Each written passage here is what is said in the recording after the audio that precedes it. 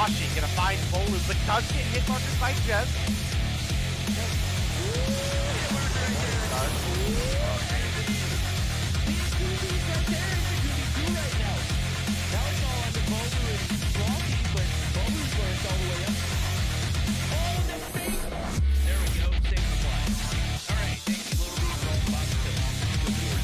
They're now all tied up 1-1. Xitium is going to get taken down by Jez. You can now see Jez pushing up towards the B flag. Rock that 35 round.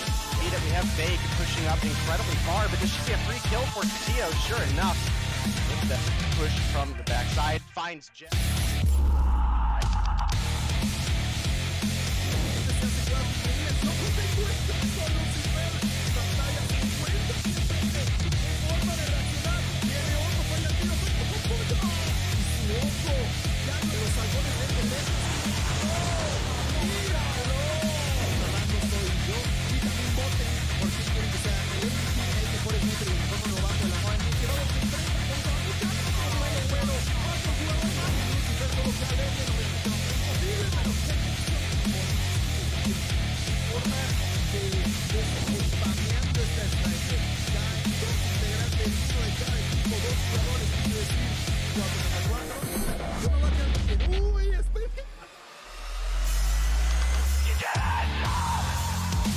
Licença, Tocinha! Pofo! Botão no cofrinho do Limes! Pofo pra cima do Delzinho! Double pofo do craque! Faz clique aí, meu chat! Você tá no YouTube, faz o clipe da jogada! Tomara tá. Um som, morto. Vou cravar esquerda, crava esquerda. Tem um, só tem real. Vai ter mais um. Aí tem que botar Pode ver agora, calma, Sub-Zero perdendo o nossa!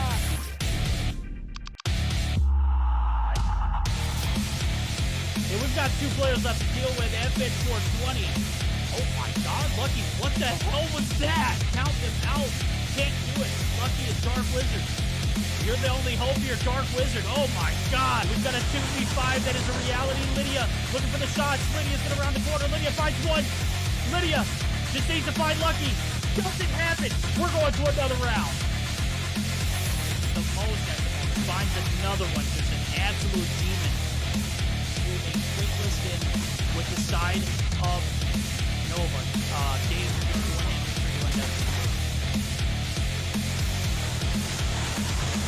People see, there is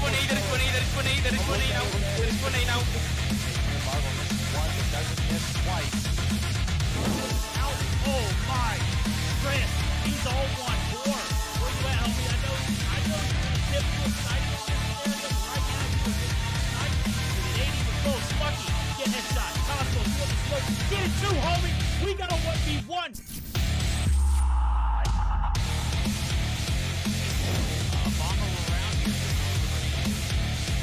Oh my goodness, Iona! Bro, watch. X7 was left alive.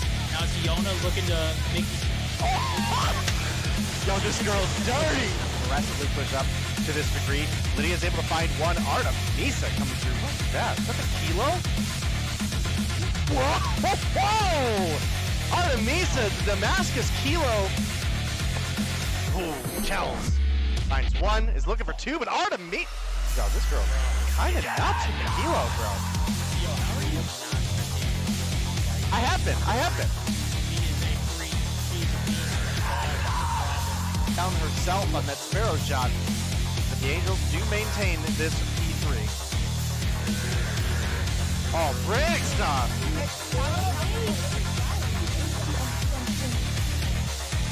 Well, it was looking good for a minute there for the beginning of this round, but it has quickly gone in.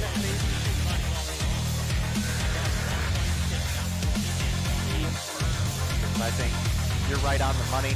The arrows can push that up, finds two in the feed to start things off. Those double kills are worth a ton of points, let alone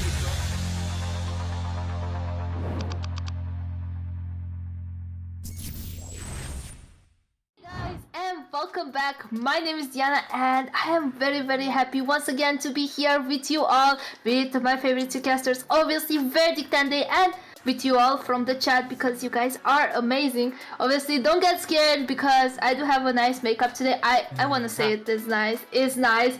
Okay, because I did it. Took me almost 2 hours today to do it. But we are here today for day 4 of Mobile Mayhem and I'm very excited. How about you, Verdict? How are you? You know what? I tried to dress appropriate, you know, to kind of like, you know, kind of get the theme going. It's spooky season. I got my sweet little nice old butt vest. This one's like a 10-year-old vest on me, let me tell you. I've got the necklaces. I got the apparel. Man, I'm in the mood for some Halloween, and we're midway through the month already, and we hadn't even got a single theme stream in. So I saw you were pulling your makeup. I was like, you know what? It's now or never, homie. Go ahead and pull it out of the bag. I'm here for it. I'm ready for tonight. We're going to have an amazing Mobile Mayhem EU start for the day. As a matter of fact, I think this is possibly going to be one of our best matchups of the night that we're going to start off with. Yeah, wait, we did have the schedule, and if you want to go over through very fast, because you just mentioned it. Absolutely. Trying to get Day a little settled in. He was a little bit, he wasn't tardy, but we had a little bit of a miscommunication, and there's no miscommunication about this message. It is going to be Zidium and Nova Esports starting the night off with a banger. 31ers and Icy I2K. We'll see if they can test their luck in the waters with the way the Icy played on Tuesday. Good night, bro. We'll be watching them in particular. 117 not found in Astra to close the night out. And that one is definitely going to be a pretty solid matchup, too. So we've got a Thursday action-packed with some of the better matchups of the season, and I'm all on board for it.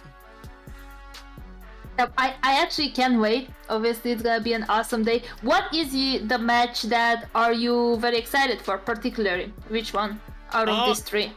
If I was taking a look at it, I mean, obviously, you've got to roll with the boys over at Nova. I mean, I know they haven't really put the absolute best foot forward in, like, loadout and situations from weeks past, but I think this is a Zidium team that's very hungry to take a very talented Nova Esports down. So I think they're going to have to put, you know, their troll loadouts away. They're going to have to bring out some heavy guns in certain situations, but I think this first one's going to be a great one, but I'm also looking forward to that last one with Astra and 117 not found.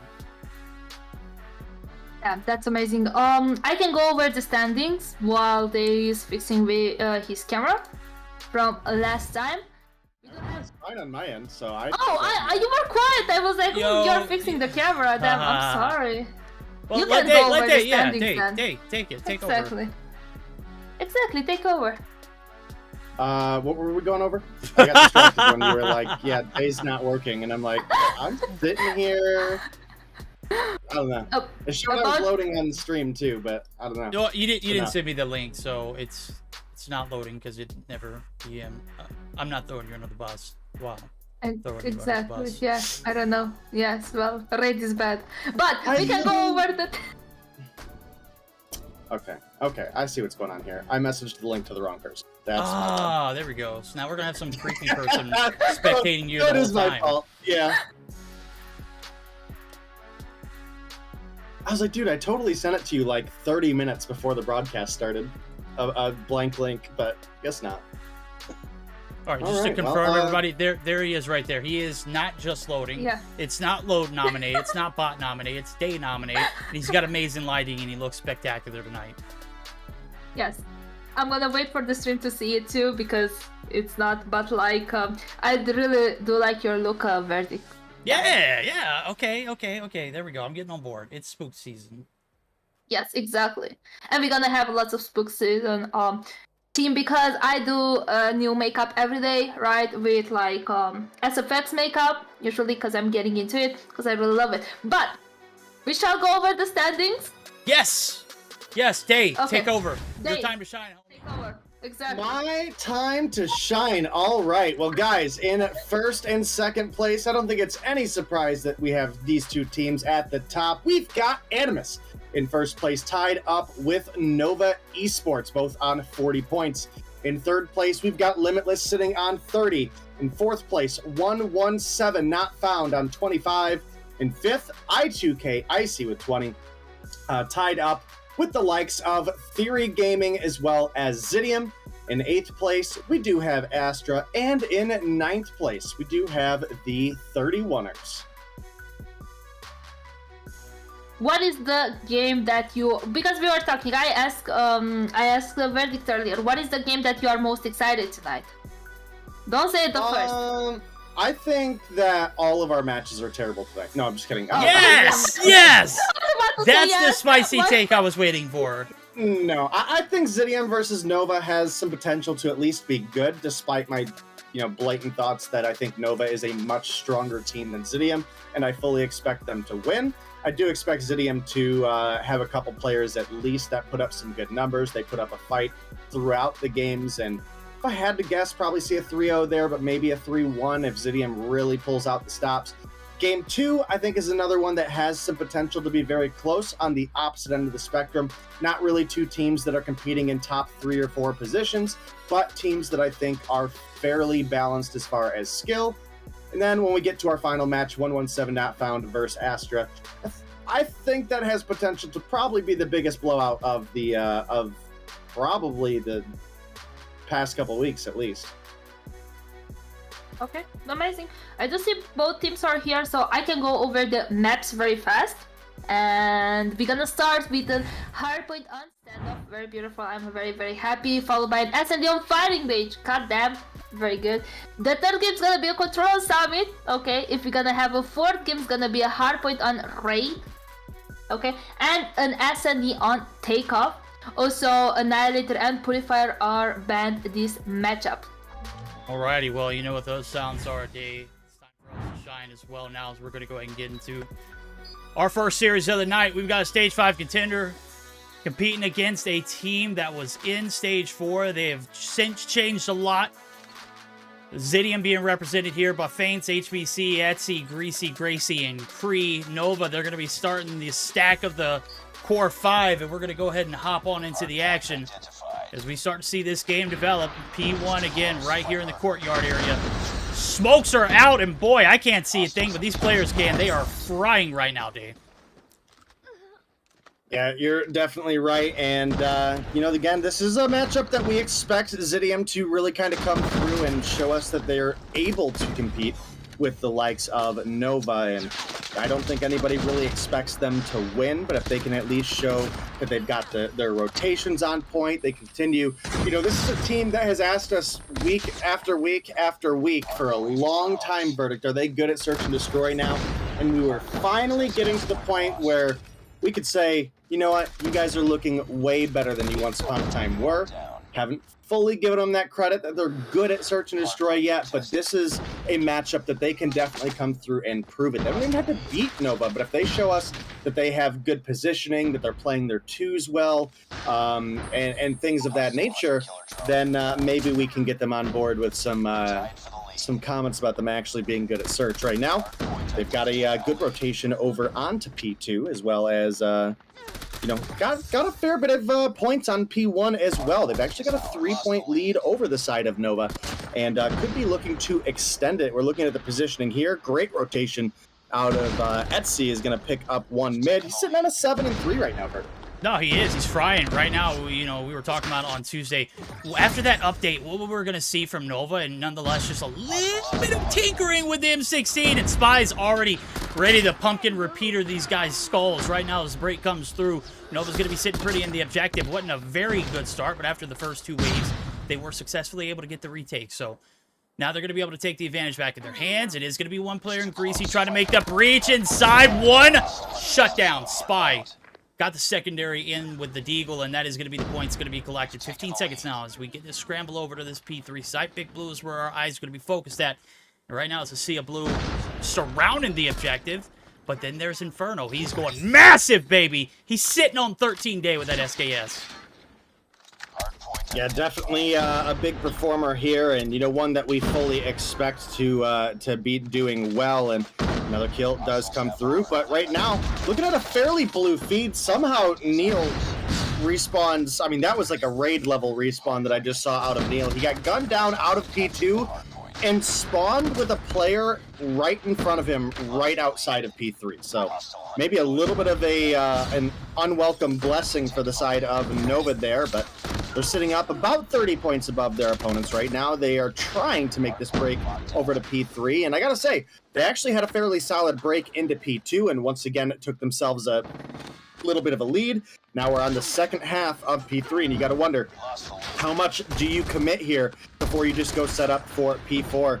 And Saturn's M16 in hand, definitely something I think a lot of players were expecting to see more of in this most recent update, but I think it still is a gun that requires a well-trained hand to control. Anything that's burst, really, you're gonna see be kind of a niche option.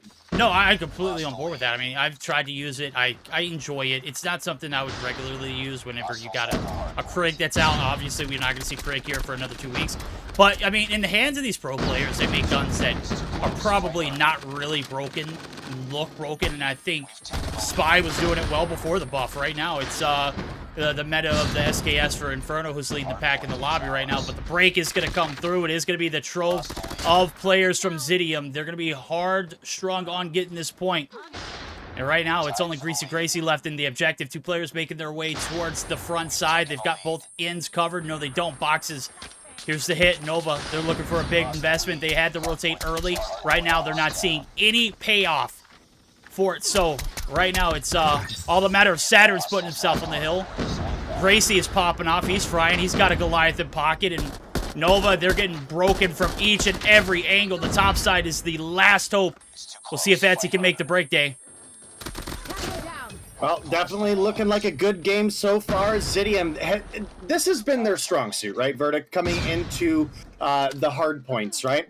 And right now, they're putting up a solid performance. Definitely one you can't complain about. We're looking at a dead even game on the P1 reset between Zidium and Nova. And again, Nova is one of those teams that we talk regularly about them being the one of the most consistent, if not the most consistent team in Europe. So definitely got to give these guys some credit.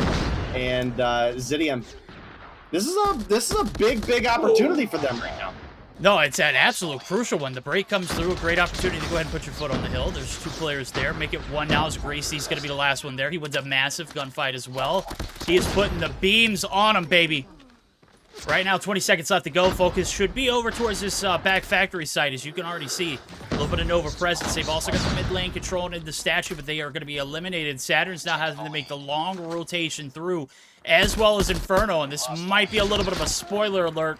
2 players left standing here for the inside of this P2 location, but here comes the players in feints and what appears to be Creed. They're going to be able to find one. There's only one to deal with. They're swarming them.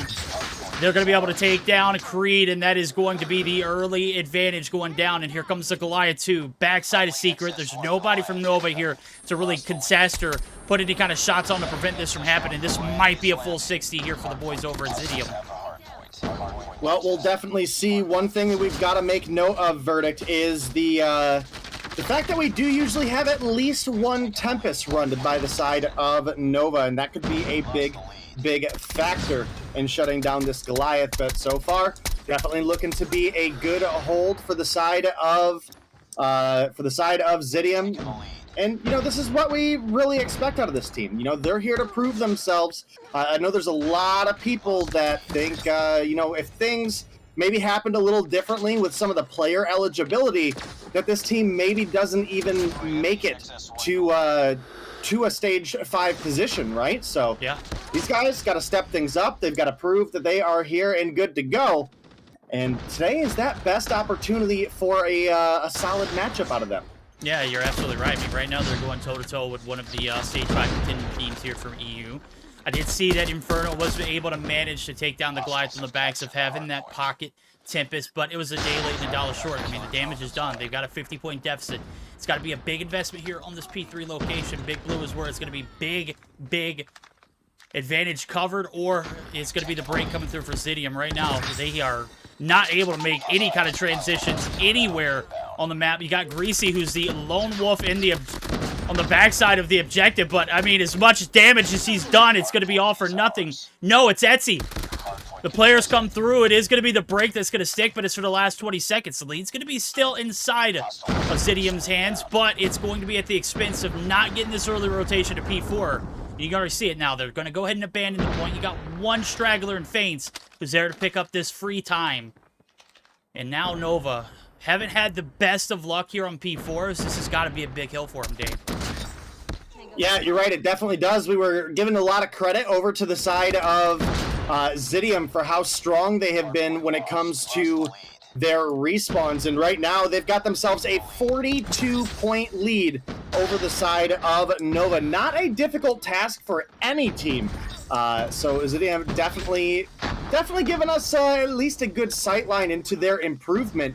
And again, we were predicting early on that this may be a 3-0 for Nova, but maybe a 3-1 if we did have a good opening performance out of the side of Zidium. And I gotta say, this is about as good of an opening performance as you can ask for out of a team when they're going up against one of the repeat champion teams of Mobile Mayhem. In fact, a Nova team that I think for the past couple seasons is looking stronger than it ever has, right? So for Zidium to be coming through with a lead right now, it's not over till it's over verdict, but, you know, we gotta give this team plenty of credit. Key words in that statement. It's lead for right now. Look at the lead. It's transfer back over the Nova. They're starting to turn the engines on. They're starting to get the jets rolling. The gunnies are hot. And right now, the beamers are definitely in the hands of Greasy Gracie. 37 on board. He has given Nova a run for their money, making it look just absolutely gruesome. On the flip side of things, you got Inferno, who's trying to hold the mid lane currently, but he's also sitting on a 37, having a huge impact with SKS.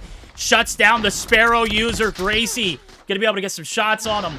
Feints is going to be able to get the kill credit, but it is going to be Nova extending this lead, and things are starting to slip out of the hands. You got to buckle up for one last big hit if you're the side of Zidium. Here it goes, the operator for Medzi. They're looking for one last hoorah. Can they get this break? It's Saturn standing strong for the time being. He's one shot. Bullets are flying in from everywhere. It is Spy who stands strong on the objective afterwards. 12 seconds needed here to close it out. And Zidium put in a lot of hard work early on. Right now, it might be for granted. This is coming down to the wire. Finally, a contest. But look at it. Only 5 seconds. They're flirting with success right now. Nova also have the upper hand on this advantage over towards New. This might be it here for Zidium. Yeah, definitely not looking good for them right now. They were really holding their own for a large portion of this game, and they still have an opportunity if someone's able to touch and have a miracle break, but it doesn't look like that's going to happen, Verdict. And despite Zidium having a really solid performance throughout this game, it came down to the end. Nova clutched up, and they're off onto a good track with a 1-point lead here in the series to start things off. Keep in mind, guys, for maybe anybody who had possibly missed a couple weeks or hasn't really got to the new ruling yet, we are all across the board in best of fives now, guys. So we are guaranteed to see a control. I know plenty of you already know that, but figured we might as well go ahead and keep anybody in the loop who maybe had a busy first couple weeks. Yeah, and if you're out of the loop on this series, off this rip, it was a very tight race. Very close from coming down to the wire, but it was all about that P1, P4 connection. Anytime you're able to get that much scrap time as well as set up and shut your opponents down, of course you're only going to need 5 points rolling into P2. Spy's going to be your head honcho on the right-hand side of your screen for MVP, but kills definitely going to be Inferno, 42 and 20. Not a dime on the objective. I feel like Bobby right now calling out me earlier when we were playing ranked, and he was like, bro, you got to put your foot on the objective. Well, I mean, when you're dropping 42 and 20, that conversation doesn't need to be had. On the flip side of things, you've got a very, very top-heavy in Gracie with a 39 and 29 in 2 minutes and 2 seconds. Nobody put up objective time even close to that on that team, and nobody put up the numbers that reflect that they were outside of the hill slaying or anchoring. It just looked like a bloodbath, and Nova just feasting all over it. And I think you add that to the fact that we've talked about Nova's consistency. Of course they're going to win this game one. Of course they're going to reel it back in. Of course they're going to come back. It was never out of grasp for them. Full 60, we've got it. You've got a Goliath, don't worry about it. We don't need streaks. Big game one for Zidium, just not enough to get the job done. And got to have a little bit more contribution on the bottom four of the left-hand side of your screen. Yeah, I definitely got to agree with you there, Verdict. And again, I think this is a really strong and really good team, and I'm glad to see them coming through because this is a team that we really, for a while at least, had our questions and our concerns about, right? And we got to see them come into the scene. We got to see them fully come through and develop and improve their skills season after season. So I'm happy to see them come as far as they have, but you know, the consistency factor has always been a strong suit for the side of Nova. Obviously, Spy coming through with a great performance during that game, using something that even before it was buffed, we saw him use the M16, right?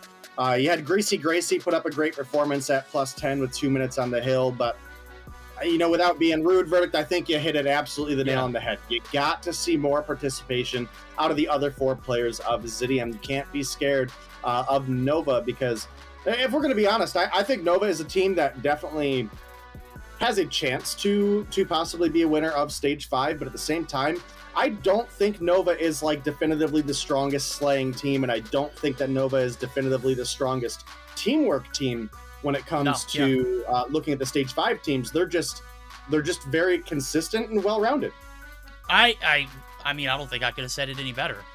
On a tangent, and to kind of add to what you just said, I mean, Gracie, you can only 1v5, you know, a team like Nova for so long.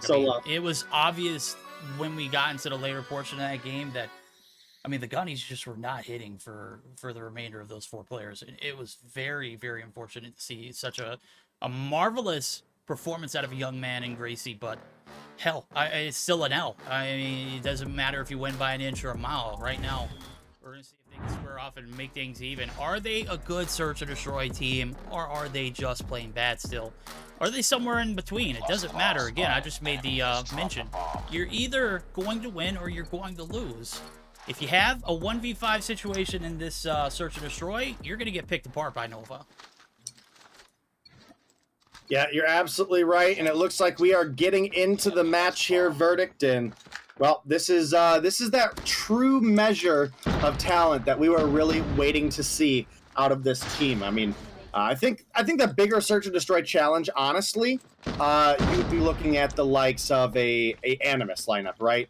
But again, Nova is just one of those teams that is super, super consistent at everything that they do, and you know, this is kind of that first step to seeing how far Zidium have truly come. So I'm glad we're getting to see this matchup early on, and later in the season we'll get the opportunity to see Zidium versus Animus as well, and that'll give us even another look into what they're able to do. But it's a first round coming through clean, and well, it's going to be Nova grabbing it away.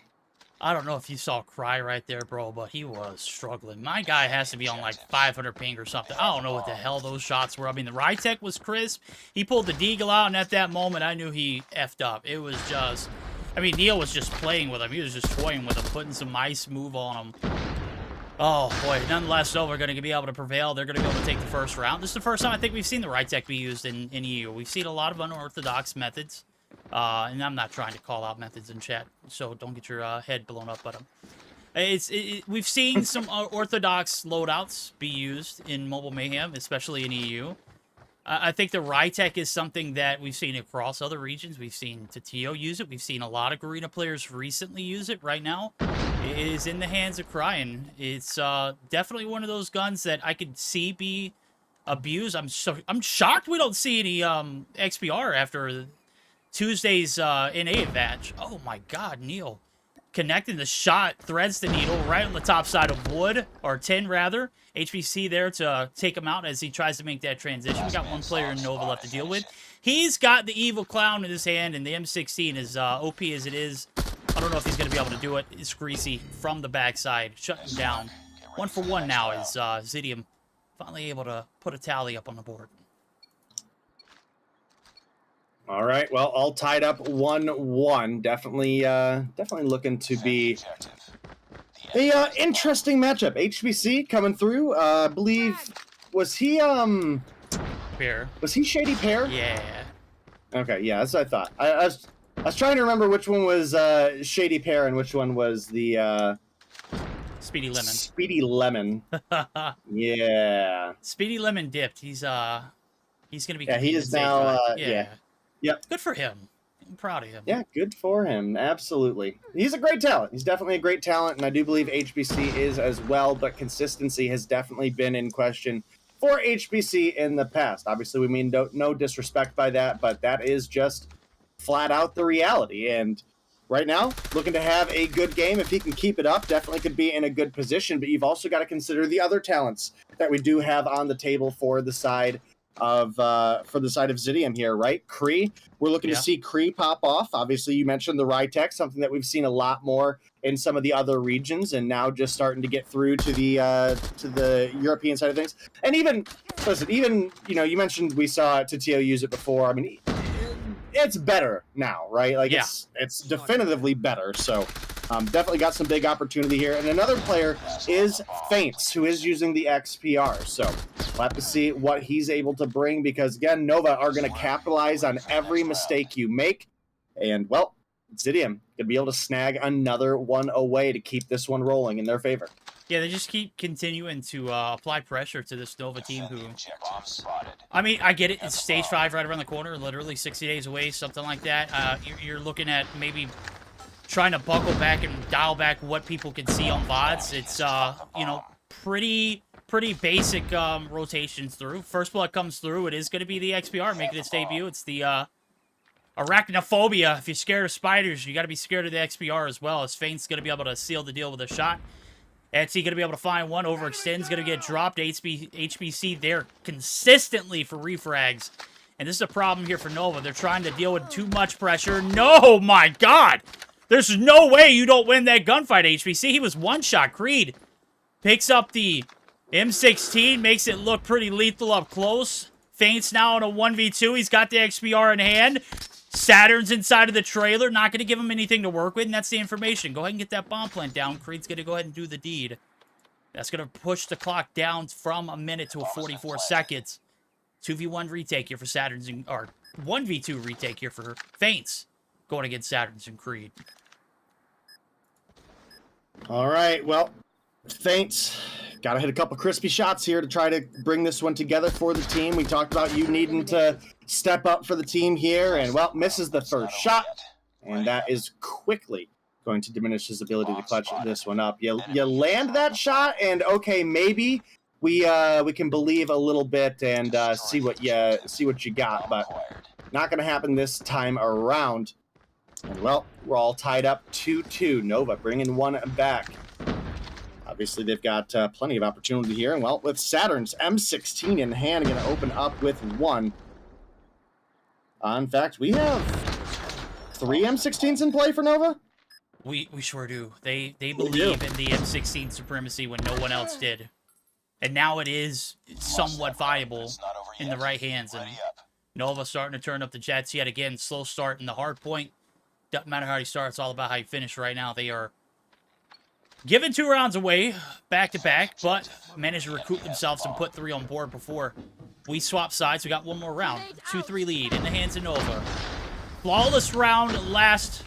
We'll see if the flawless continues now. Kree actually going to be able to find that opening blood. He's opted to swap over to one of, our most, biggest fears. It's the LMG meta, the Holger in his hand. It's disgusting on a map like this. It can wreak havoc. Feint's going to be able to wreak havoc as he's dropped the XPR. And the read here for Creed is maybe we got a lot of commotion over the B side, but it's all for nothing. The bomb's down a trailer. And you see the 2 players here from Zidium. They're content with holding the fort down.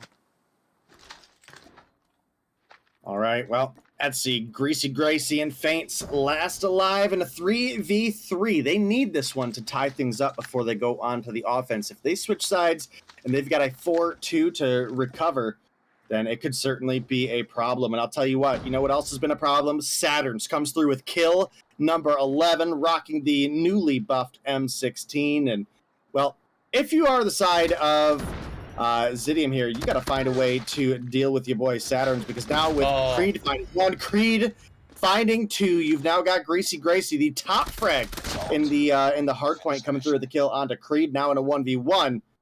Struggling a little bit here in the search and destroy, however, and, well, I don't think he heard the rotation, but I think Saturn's might have just got a sideline on him. Yeah, not sure why he had the sniper out there pushing trailer, but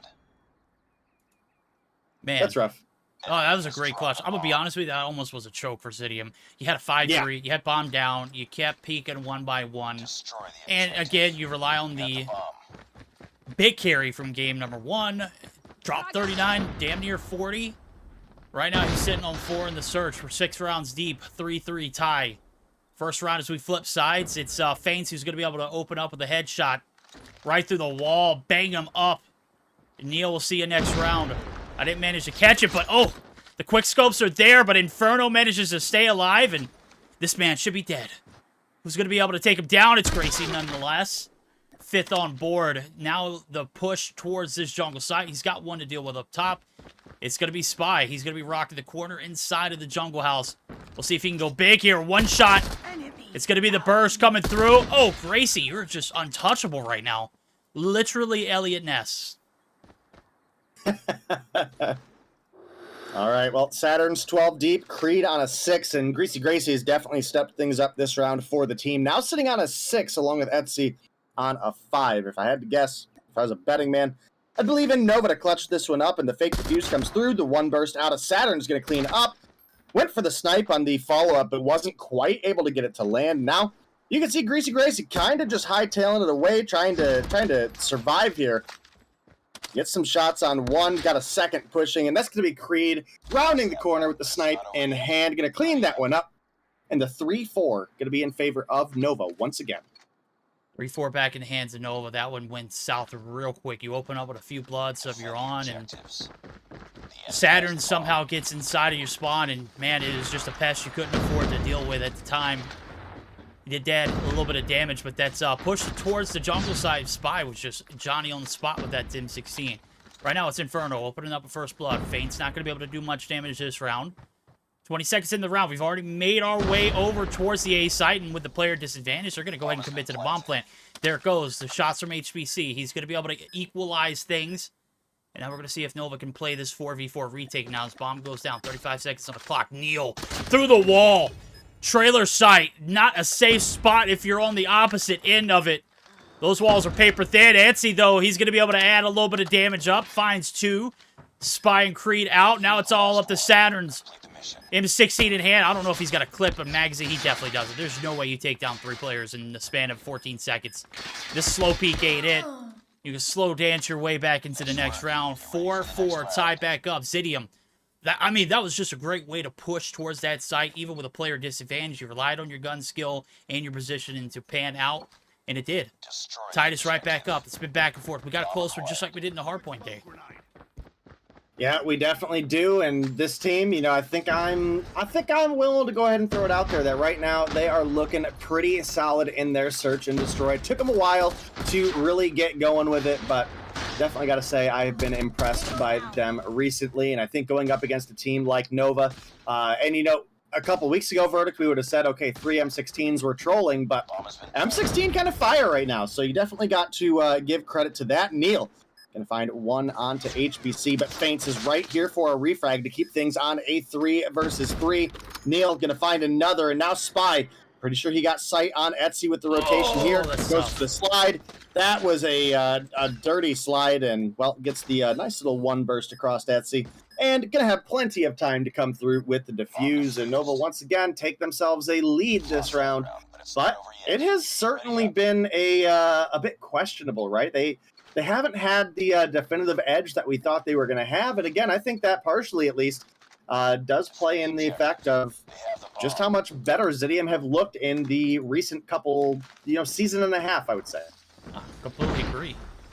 I mean, it's not a matter if they've gotten better in Search and Destroy. We see that. It's a matter of, can they close it out? I mean, we've had close game in the hard point. We got a close game here. Right now, Neil trying to reel it back in and trying to take us to a game 3 with a 2-0 fashion, but it's still 3 players left to deal with. Two trades come through. Kree, Etsy dropped. Inferno, Saturns, they have been cleared out of trailer. And the recipe for success on this A side is positioning. Right now, the bomb is in the hand of Gracie, and he is just waiting for anybody to make a breach into the site effectively right now. Nova not going to give them anything to work with. They're going to fall back. They're going to play their cues, and that is the shots, the wall bangs. Trailer is paper thin, and the DLQ is 100% going to get that kill. Wall bang, baby, right through the door frame. He finds another one cheeky. Now it's all on feints. 55 seconds left to go on the clock. Bomb is down, and Nova know it. They're going to be prowling, looking for this last player. Maybe even play at reserve. I mean, it's definitely that pack mentality that wins search and destroy games like this. If you got the player advantage, keep it. Yeah, you're absolutely right. And now Feints last alive, looking like Nova could take the 2-round lead off this one, shy of a miracle, and that would put them in a prime position to close out the search and destroy in 7-4 fashion. You'll have your opponent's backs against the wall verdict, and that's definitely going to make it a little bit of a struggle in the mental game, right? But Feint's going to find one, makes it look a little bit more doable. We've got to deal with Spy and Creed now. But, you know, at least with Saturn's down, you've got some opportunities, and time is running out for Feints. Pretty sure he gave his position away, sprinting for the bomb. Sure enough, Spy going to come through and close that one out. The 6-4 does go in favor of the side of Nova. And again, you got your opponents back against the wall now. You know, you already had a little bit of the mental edge coming into it just by them losing what was a very good hard point. And now looking like the side of Zidium going to drop in the search and destroy as well. And when it comes to control, I certainly think that Nova have a distinct advantage. Just with the consistency and the teamwork. So we'll see what happens. But Feints going to find a kill onto Saturn's. That's a big early pick. But then you've got Neil and Creed popping off for 2. That's a 2-for-2 trade overall. Now Greasy Gracie just trying to stay alive. Neil going to find Etsy. Oh my. Neil going to find HBC. Spy going to close things out. And the 7-4 victory does come through for the side of Nova. Oh, it does indeed. That was just such a well-read defending round. I mean, you haven't hit B yet on the attack. You double down, but you get stuck in the throttle, the little threshold of trying to get to the bomb site, and Nova just swarming the objective. And it was like I was watching an American football game. Not football. Not real football, but the fake football that Americans play here. It's like when you get that call, it's like reverse! Reverse! Everybody on the defense's head was on a swivel. You saw the collapse, the push into the site. They hold off that B-side rotation. I mean, you're literally collapsed on from both sides. It was just not a good sign. You didn't get that opening frag. The team just had too much time to retaliate, and it was just a recipe for disaster. I love the fact that Zidium tried to switch it up. It was just a very well executed defending round for Nova. So they're going to take the advantage in the series yet again. 2-0 style, 7-4 win in the surge. Taking a look at the post-action report. Saturn just kind of makes that M16 look good. Spy, not living up to your name, homie. What's going on? I mean, I thought, you know, before patch, you look nice with the M16. Did they tinker with it too much? Did they make it too OP? Did it get into the hands of the wrong person and Saturn's just making you look bad now? I don't know. I mean, on the flip side of things, you got a lot of uncertainty. Kree, I mean, I saw him off the rip struggle with a 1v1 gunfight against Neil. Not only that, he had 2 more players to deal with. Connection might not have been there in full force, bro.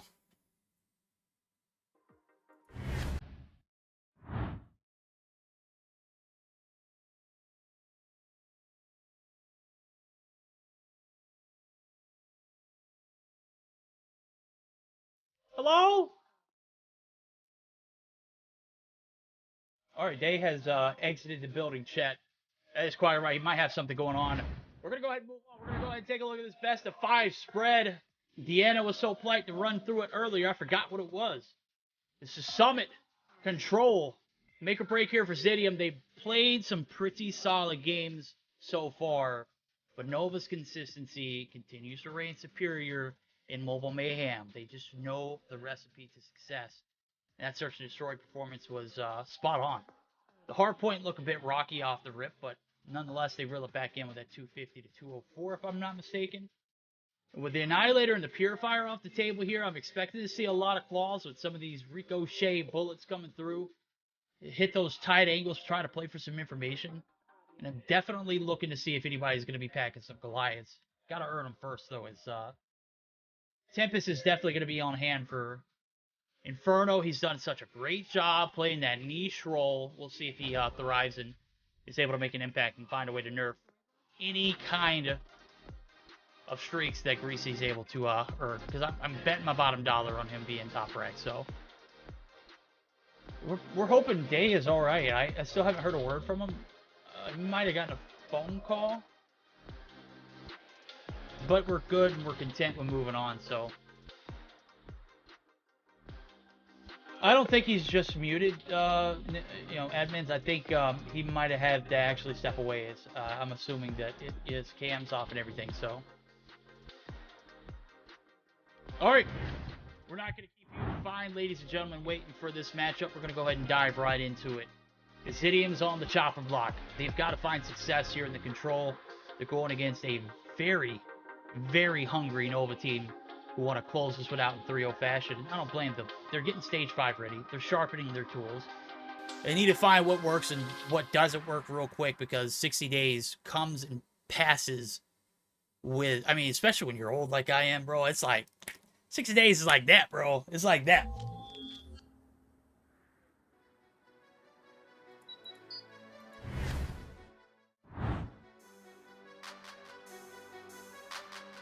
Oh, I didn't change the map. This is tough. I screwed up, chat. We're not on takeoff, I promise. We're in the snowy hills of Summit.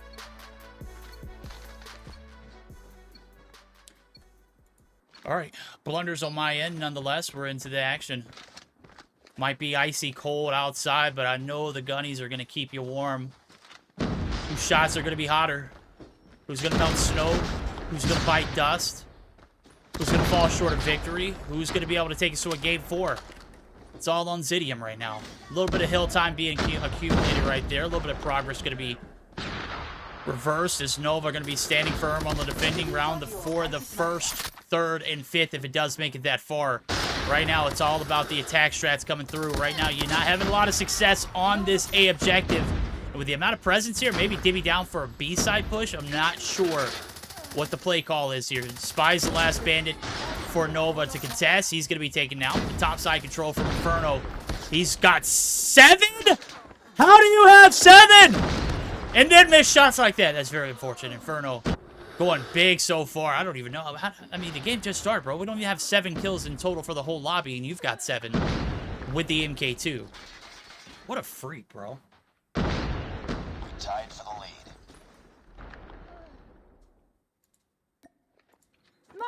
Target down. There goes another one-hit wonder right now. He's got 684 damage, right? Look, chat, he's not troll. I promise you, this is a serious loadout. I've seen him do it before. I've seen him use it in rank. I've seen him use it in mobile mayhem. He is just built differently. Look in the Webster's dictionary. He'll be the first picture of today's performance. Right now, it's the life count, though. I've failed to neglect the fact that the side of Zidium have put their money where their mouth is, but, oh, baby, mouths are going to be erased with MK2 shots like that. Hate to see it, love to see it. Right now, ACAP's going to go through. We got an 11-9 deathmatch on our hands. We'll see if the objective is going to be hopped here on the B site. Etsy putting a little bit of a do-si-do there. Baits the opponent. Baits his teammate too, but he gets the kill, and that's all that matters. Right now, a 6-6, minute 30 on the clock. Play the hill or not, you got to win your gunfights, and you got to keep Inferno, who has caused a lot of damage so far in this matchup. 10 kills so far. That's a third of a complete lobby in a 1 round. We're looking at 6B and what you need to do to contribute. Well, when you've got him putting 11 on board in the first, that is just absolutely brutal. 3-2, though. Live count swap back over. We're tied up. HBC not going to hear the 50 cal, the GS, the Deagle, as he gets taken from behind, and that is going to be Nova. Regaining a little bit of ground. They're going to be able to take the first one. Very close ordeal, though. Got to commend the boys over at Zidium. Hell of an effort on that first attack round. Grenade. All right, okay, Day is all right. I just confirmed. He had a little bit of an emergency. He's going to join us here in a moment. We're going to go ahead and join in. The defense, not looking too icy off the bat. I mean, they've kept the objective pretty open so far, but we're going to go ahead and dial in for a quick listen in with the boys over at Zidium. We'll see if they can get their heads together and smash this Nova offensive attack here. We'll see how the comps sound to go along with it. P2 dead. Nice. No, one, PT. They're top. Guys, get in the spawn. Use all your ops. One more on top. I'm gonna take the... No, yeah. One top up, one shot. Dead. Zidium. One more Zidium. Zidium dead. Gonna push. One more Zidium. He's up. Okay. No, use your ops. No, we're gonna win this one. One top, hop up. There's one shot and Dead hop up. Dead another hop up. I play Goliath. Hey, your streaks up. Someone can clear out A, you'll get free 25 points. One for find. One more top. Nice. I goes now. I've got a pred. All right, comms solid, man. You heard it. You heard the comms. One of the calls that I was relatively impressed with was the shutdown of use your ops. No, don't use your ops, okay? Keep them. Save them for a rainy day. Right now, you've got a 1-1 lead, or tie. And you got a lot of momentum rolling in this one. You got streaks for HBCs, got a Predator missile to work with, but you got a lot of operator that were not used last round, and only 3 in the hands. 2 are going to be popped off the rip. They're looking for the early advantage. Here comes Spy. He's going to be able to find 1, but the damage is done. Etsy's going to be able to get the clearance here on this A site. Now they're looking for a little map control. Nova getting tossed a curveball. All right, now that's very unfortunate, but thought Etsy was going to be able to get the free on Inferno. Nonetheless, HBC is going to be able to come through with a massive Predator missile. And I'm going to be honest with you, I don't like this approach here on the attack. I love the mid-map control early on, but to give that up by pushing the snow site where there is 0 objective, kind of a miss in my opinion. We'll see if it pays off now as Neil's running rampant. He is true and through the Philippines, the Garena Master Shotgun. It's the KRM. Spawn Trap's going to be finally shut down. And Nova, with a little bit of a life to spare, they're trying to regroup. KRM just absolutely a silent revolver. Pops. The Sparrow gets gunned in cold blood. The good thing is he's going to get a reset. Bad thing is Nova are not looking good on this second round of the defense. And being exploited left and right. It is some solid gameplay coming through for the boys over at Zidium. And Nova, they may not be able to keep them off of this attack and round win.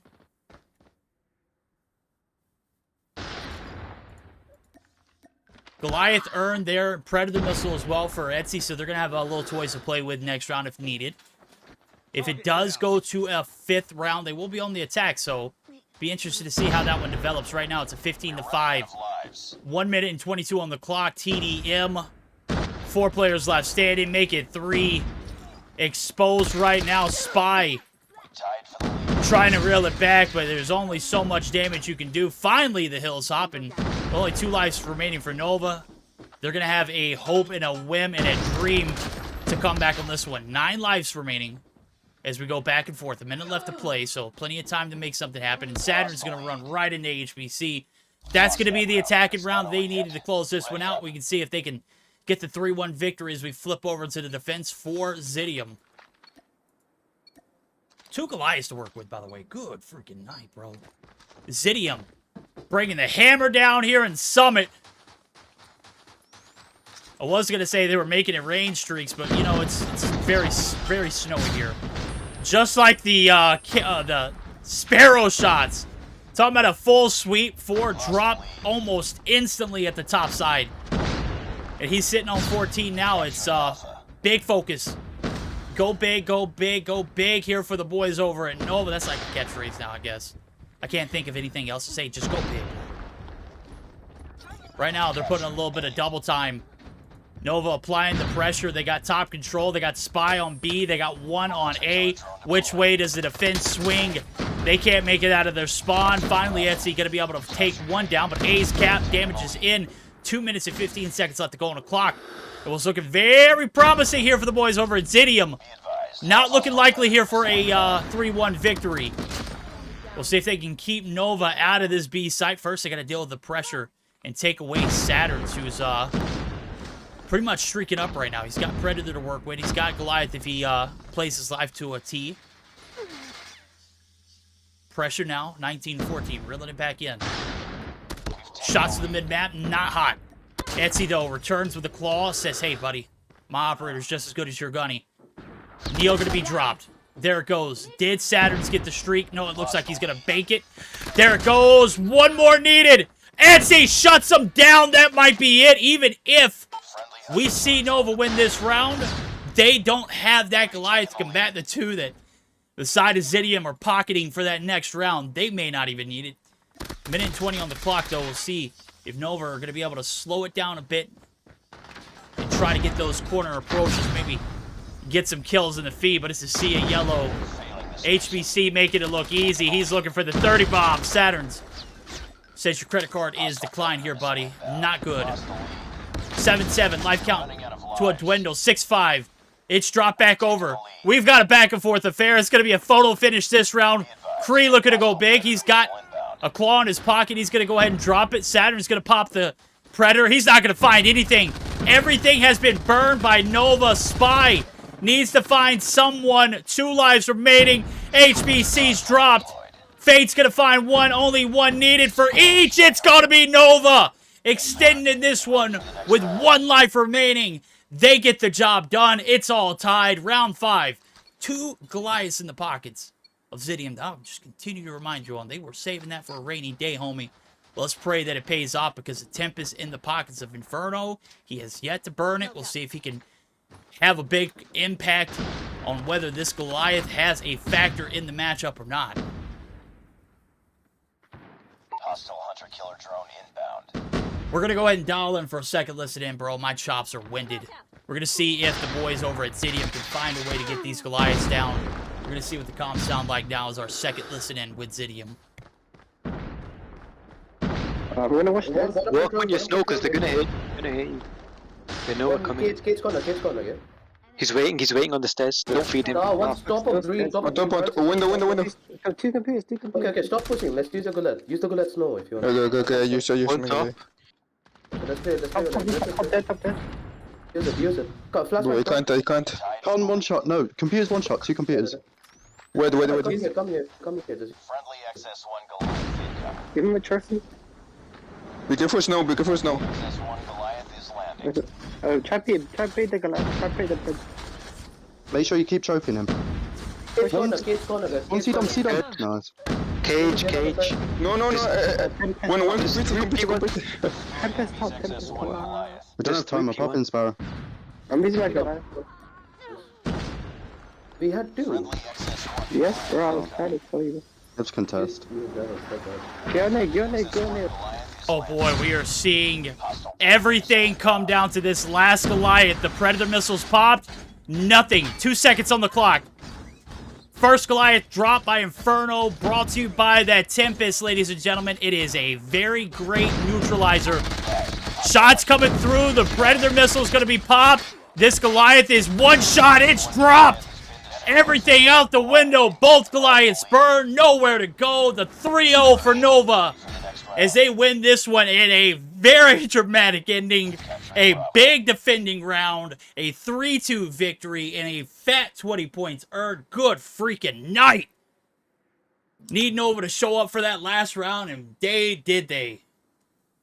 Yeah, I was able to watch the game verdict, but I did have a emergency to deal with, which I will we can talk in the break. But overall, Nova, consistency-wise, has just been their thing. They came down to a round 5 in control, and they absolutely clutched up. And a big, heavy factor in this matchup was going to go over to not only Spy, but also Inferno had a couple really clutch plays. Even with the Goliath there at the end for Etsy, they were able to shut things out on the time factor. Obviously, Spy up top putting in some massive work, and there was just really nowhere that Etsy could go. So Spy, I just closed out what could have been a big clutch out of the side of Zidium. And again, I don't think at any point during this match can we look at Zidium and argue how far that they've come as a team, right? But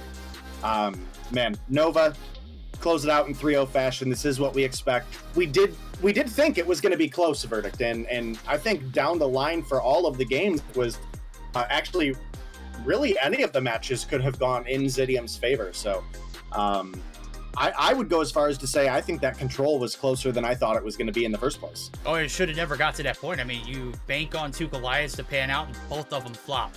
Very unfortunate. Time was of the essence. Nova's guns were just absolutely ablazing. And you can't really say that Zidium didn't play that one well. They didn't choke. It was just a very well orchestrated defense that prevailed for Nova. And when you plan for disaster and when it strikes, you have a backup plan. And that backup plan is the Tempest. I don't know. I can't keep continuing to tell teams in these broadcasts that the importance of a 1 burned Tempest is such, I mean, it's a beautiful thing to see. I get it. The trophy buff is huge, but those trophies only last so long. What does last a lot longer is we're going to get a little bit of time here with the hostess with the mostest. That's right. The absolutely stunning makeup there on point. I loved it. I wanted to do a little bit of makeup myself, but I'm going to be honest with you, boys, and I'm sure you could agree with me. I don't even know where to start at, bro. Should have the wife help you. Exactly. Yeah.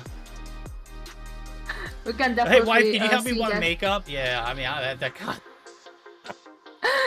We need a makeup stream from you, verdict. Okay. One day.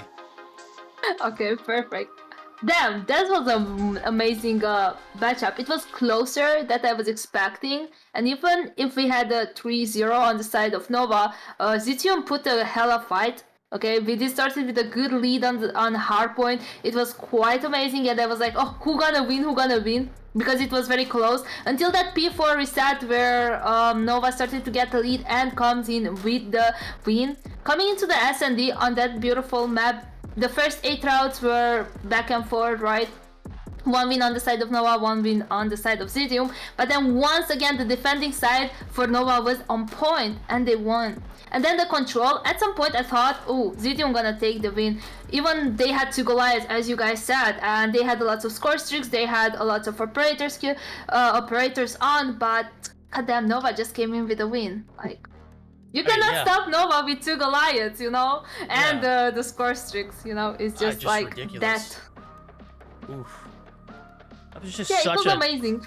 I was in the VCs and I was like, bro, this is going very bad very quickly. And I mean, it wasn't just so much that they were, again, I won't say it was a choke, it was just bad timing. I don't know if you could have played those Goliaths any better to begin with. You've got to account on Inferno rocking a Tempest, yes, but I don't know. Last-ditch efforts are always hit or miss, and that one just seemed to miss. Yep. So, very great series, though. I have to go back and rewatch it. Yeah, guys, and if you want to rewatch it, don't forget to follow Verdict. He's gonna have the video here, or if you are not a sub here, you can watch it on YouTube. He usually uploaded very fast, so you can go over his YouTube channel and sub to him, and you can watch the video. I recommend that. Hey, if you're over there on YouTube right now, I mean, this video is not live, but once it is live, or posted, go ahead and smash that like button and subscribe. We're trying to get up to that 5K before the next 6 months. I would say before the end of the year, but that's not realistic. I mean, I'm sitting at a little under 1,200, but we're trying to make the push. We're trying to post more stuff, but I appreciate the plug there, Deanna. We're going to take a short intermission. Give us a moment to get everything together. We'll be back for our next series, which is... Who is it, Deanna? The second, it's 31ers versus I2K Icy. All right, we'll be back momentarily.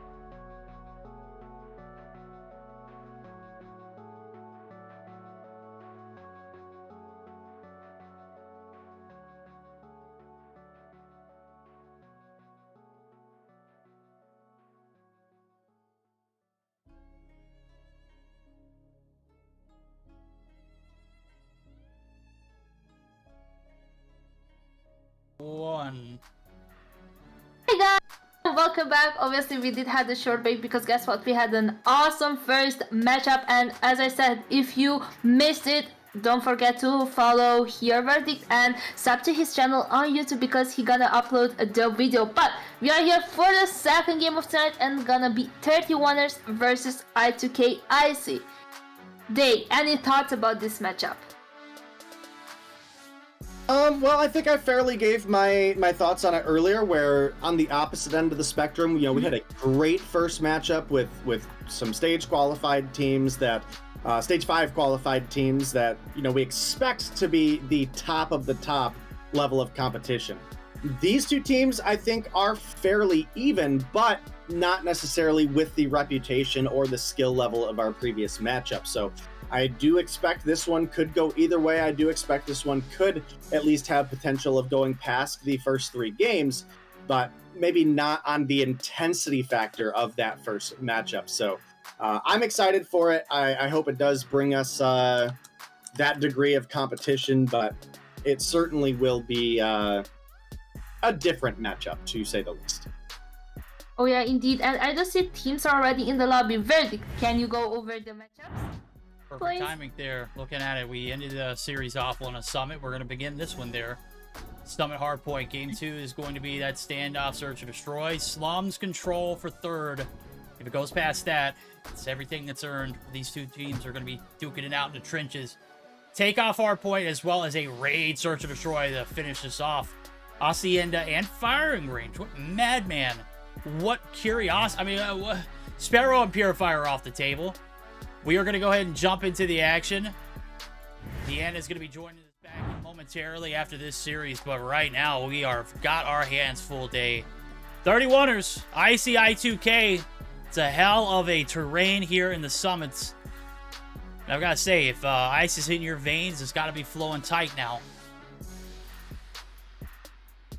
Yeah, Icy, I2K Icy, we did get to see play against Astra on Tuesday, and I think based on the names in the lobby, we were even leaning a little bit on the side of Astra to win that matchup, and I2K came through with a really solid performance. I know Jace was one of our players to watch at the time, and well, he is going to be in the matchup here, and it does look like we finally have our players all loaded and connected in. So Verdict, do you have any thoughts on this one? Obviously, I kind of gave my opinion on the matchup at hand. Do you have maybe anything deeper you want to talk about as we get started?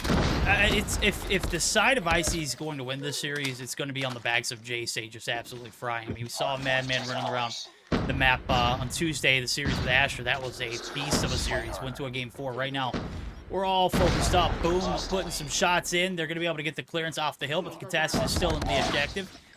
Finally, a little bit of hill time here for the boys over at Icy. They're going to be able to soak it up. If I had to guess, I would have to bank on consistency winning this one. And I haven't seen enough of Icy to believe that they have, you know, any kind of consistency outside of JC.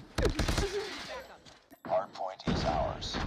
Well, I would say that's a fairly fair point. We did see Candy pop off a little bit, and Boom as well. On our matchup from Tuesday. In fact, I did break my spreadsheet, guys, and that is why we unfortunately don't have player cards today. But I do still have the records of that, so we can look into that and say that Candy did come through and get the MVP for their matchup against Astra with 33 and 28 on the board, 34 seconds. So definitely put some work in when it came to the hard point, but also dropped 13 kills when it came to the search and destroy, as well as Boom was able to put up 10 as well.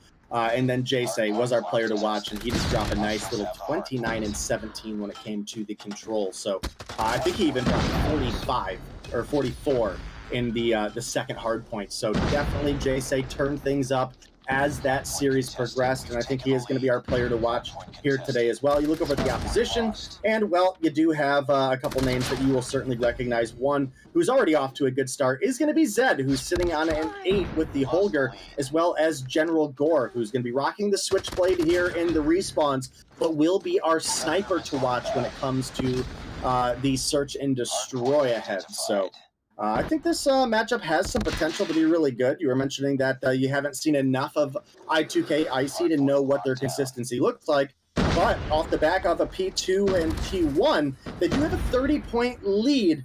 But now, Anchor Spawn is locked in for the side of... oh, why am I drawing a blank here? 31ers. 31ers, Not the 49ers, yeah. Well, I'm going to go ahead and tell you, this, I mean, I was spectating it all. I mean, I was catching all the action. It looked like it could have gone either way, but you could tell by just the P2 rotation, they were playing very, very back. And I'm talking about the 31ers, of course. They were playing back. They kept the spawns for a majority of it, but I'm going to say Boom almost made a big play. Zed, though, he was able to anchor very nicely with 18 seconds left to go. They're going to be able to reap the benefits of that, and they're going to be able to take the advantage. He's got a Goliath to work with. Rotations over to New. Candy is prone. Look at this cheeky little spot. That's a free kill if I've ever seen a free kill. Ain't no way you just let someone walk right past you, Candy. Come on. I mean, good night. I mean, I get it. You're trying to play prone, maybe play possum, but nonetheless, one of your teammates falls. One of them fills the slack. The good thing is you kept the spawn. So 80-61 now as P4 opens up. Gore trying to get the upper hand. Stark there. There goes the Grav Vortex looking for a little denial. I mean, nothing says, hey, you're rejected like a black vortex that you are sucked into, right?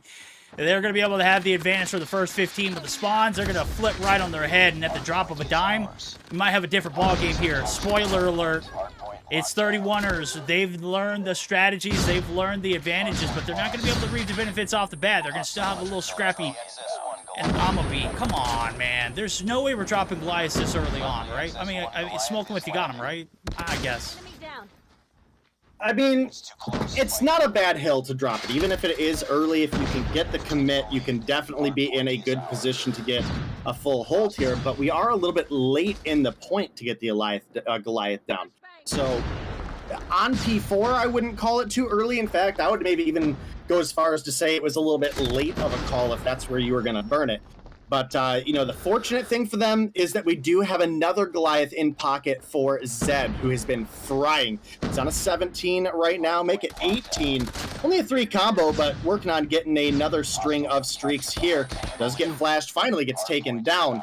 But again, they do have that Goliath in pocket for another rotation, and Brody even able to make the rotation in and get a little bit of time on the hill with that one before getting taken down. Jay coming through with the FHJ shot is going to take the Goliath out.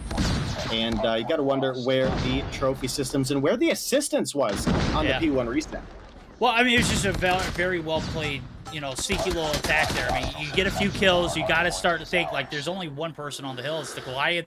There's not going to be a trophy there. So it was well executed. He pops the FHJ. And I don't know how long it's going to take NA to learn. Either you've got to run an FHJ player, maybe 2, especially with Goliaths if you're prone to giving up streaks. Or you've got to run a Tempest, or maybe a combo of the two. Maybe find someone who's decent with that. I see all too often NA just fail to be able to take down streaks like that in a matter of seconds. In EU, I mean, there's always going to be someone rocking an FHJ. There's always going to be the factor of Nova having that Tempest that came in very handy for that control. Right now, we're looking at the control here on the P2 site is going to be the keys to victory, and that is going to be ICI2K holding true to their name, but it's the break coming in and see the double dip approach here from the boys over at the 31ers. They're trying to keep the spawns, but luckily enough for 31, they're onto it, and look at it. They flipped it on their head. Maybe we'll see them hold it for a little bit longer, but very decent approach in getting that spawn flip early on. Now they just got to play back and hope that that spawn flip doesn't come right back through for the side of 31. Yeah, definitely got to agree with you there, but, you know, we predicted that this one could be close, and, well, right now, definitely looking like a solid matchup. The one thing you got to consider is, again, that other Goliath in pocket for Zed, and obviously the opponents don't know that. That's a little bit of the deeper sight line that we get here as the casters, but Zed looking to anchor down the backside here. Does have 23 kills on board. Not quite top frag, as that is going to be General Gore sitting on a 24. But you've also got Candy popping off on 23. And Jay sitting a little behind at 16, but Jay as a player almost gives me those old Tribe vibes, right? You look at Tribe last year when it was that Nova Tribe hybrid. group from NA, they were a team that started things off really slow and picked momentum up the later a series went. And I think that is a big factor that I2K bring to the table. Obviously, we can't consistently rely on that. We haven't seen enough of them yet, but I would say it's at least a strong thing to have. And, well, we did have the Goliath tossed once again. 15 seconds left on the hill. Major misplays coming through. Oh, my God. I mean, whatever gets the job done. I mean, we're not playing. We're casting. And we're casting for a reason because we're terrible at the game. But anyone with the ability to see or even think. Terrible at the game. Verdict, you've been tearing it up lately. Oh, bro, Bobby roasted me earlier. Verdict, those are not the stats of a player who don't play OBJ. I literally had 13 seconds in. He didn't realize it, but I was anchoring, and that was just as huge. Maybe one day he'll understand. And speaking of understanding, like, you on a team, that tribe team that you mentioned, the Nova tribe hybrid roster that we saw happen last year that won Stage 5 for the Western Division, they had a very great understanding of what roles they played on that team, too. And I think a team like 31 or even a very, very new team in Icy, they've got to learn to, you know, understand what role they're going to play on the team. I don't think it's a clear, you know, up in the air right now, but for the side of Icy, Jace and Candy and Boom, they are clearly the objective players. Where are the anchors? Who's going to be able to hold the cut back? Who's going to be able to hold those spawns? Because right now they're just getting waxed left and right, off of the point, off of those early rotations. We saw it in P3. It failed miserably. But, I mean, then you kind of get, like, gifted some streaks. And that Goliath that was dropped with 15 seconds left to go, I mean, had 0 to no impact. Right now, this one is also going to have 0 to no impact. What are they, just, like, trying to give us the absolute worst Goliath drops of all time? Well, they've done 3 in a row already, Gabe.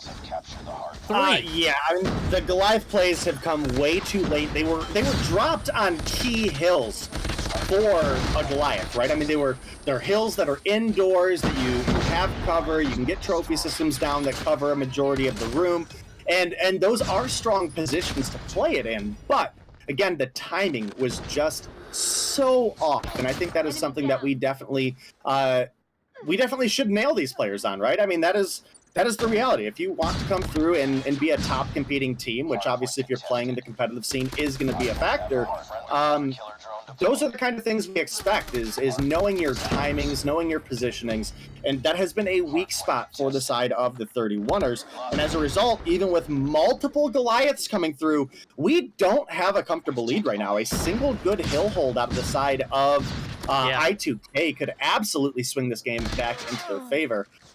It is much closer than it should be with the kill spread looking the way it is.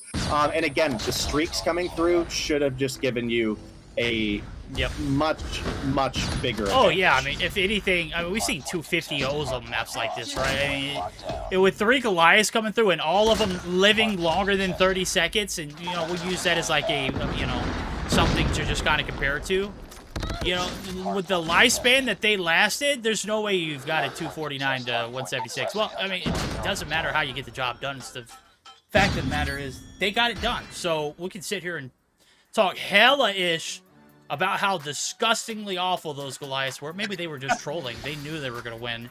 I mean, if you got 3 of them, why not let one of them, or you let alone all 3 of them just go to waste? Well, that's basically what we just saw there. It was funny because yesterday I was playing with Tech, and Tech was like, yo, who keeps giving the enemy teams Goliaths? Like, I kept earning Goliaths and dropping them down to kind of give them a fighting chance. Like, that's what I was doing. Maybe that's the approach they should have done. Maybe they should have gifted one of those Goliaths, and we had a battle of champions, and they duke it out in that sense. If you're going to troll Goliath usages. I've never seen so many just Fs in a game. Fs in chat. Fs for the Goliaths. Fs for the boys over at 31ers, but hey, you know what? At the end of the day, they won. 250, 176. It doesn't matter how close it was. Wasn't even relatively close to the stat line. Nobody went positive. Nobody, I mean, nobody for Icy.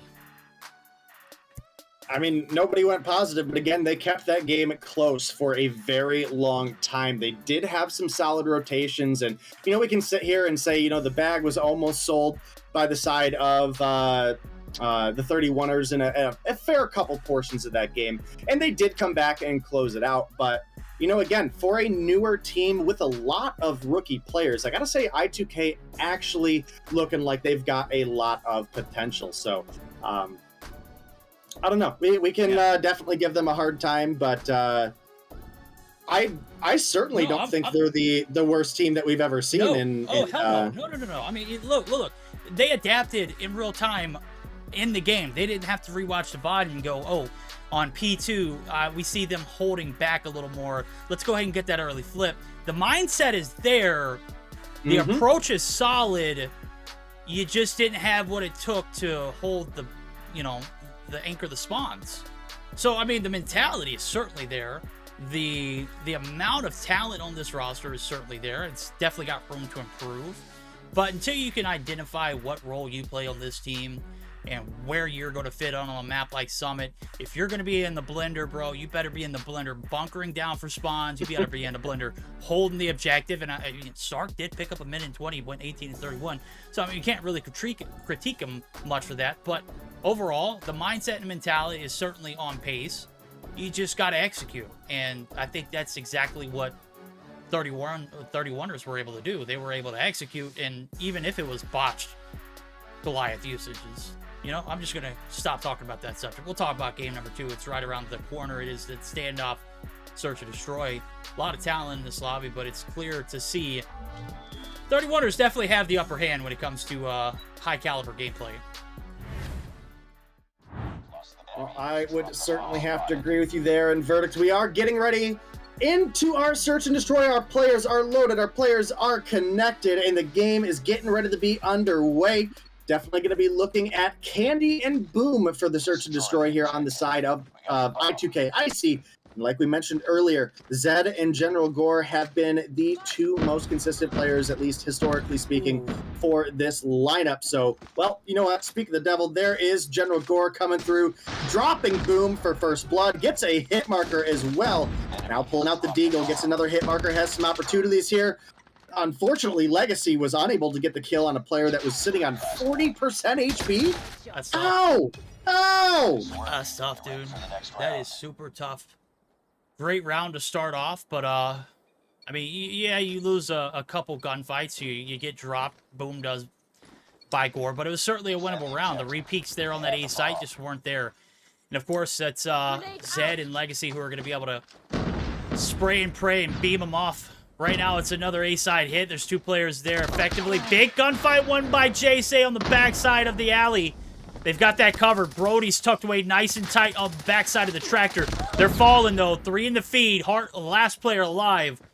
And a very good recovery after a very tipsy-topsy, could have gone either way around.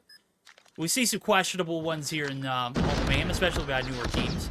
Hart's going to get dropped. JSay going to get the credit for the kill. Well, we've seen 50-50, gunfights that we are scratching our head like, how are they still alive, or how are they still shooting, how are they not killing anybody, how is this happening, what are we witnessing, especially on Tuesday in EU at least. So questionable things, but the mindset, and again the mentality, it's objective based. They know what they need to do to get the job done. They did it that last round. All right, well, very, very solid game so far coming through from these 2 teams, and General Gore looking for some more action up on the A bomb site, but ends up almost getting dropped and ends up having to dip back, throw a smoke down. Turtle able to push up and get 1 onto Brody, and well, JSay starting to turn things up as well. Going to find 1 on Zed, and after a round that went in favor of the side of the 31ers to start, it's looking like 2 big bounce back rounds for the side of Icy I2K. And if we do look back at some of their previous matchups, again, we were talking about them versus Astra, and they did drop the hard point in almost the same score fashion. It was 250 to 186 Verdict. And they were able to bring things back and win the search and destroy, and that was on this exact same map. This was on a standoff versus Astra. So I think they've got some potential to, again, take this game past a game 3. And again, with that momentum building up for JSay, or at least if that's the type of player he fully turns out to be, I definitely think that there's a big opportunity that at least I2K Icy might not go down in a clean sweep. Well, I'm so glad to see Zed's not using that AS Val anymore, even though I see a little bit of usage out of it from some of the pro players. Right now, it's all General Gore. The Holger definitely plays a little better to his, caters better to his play style right now.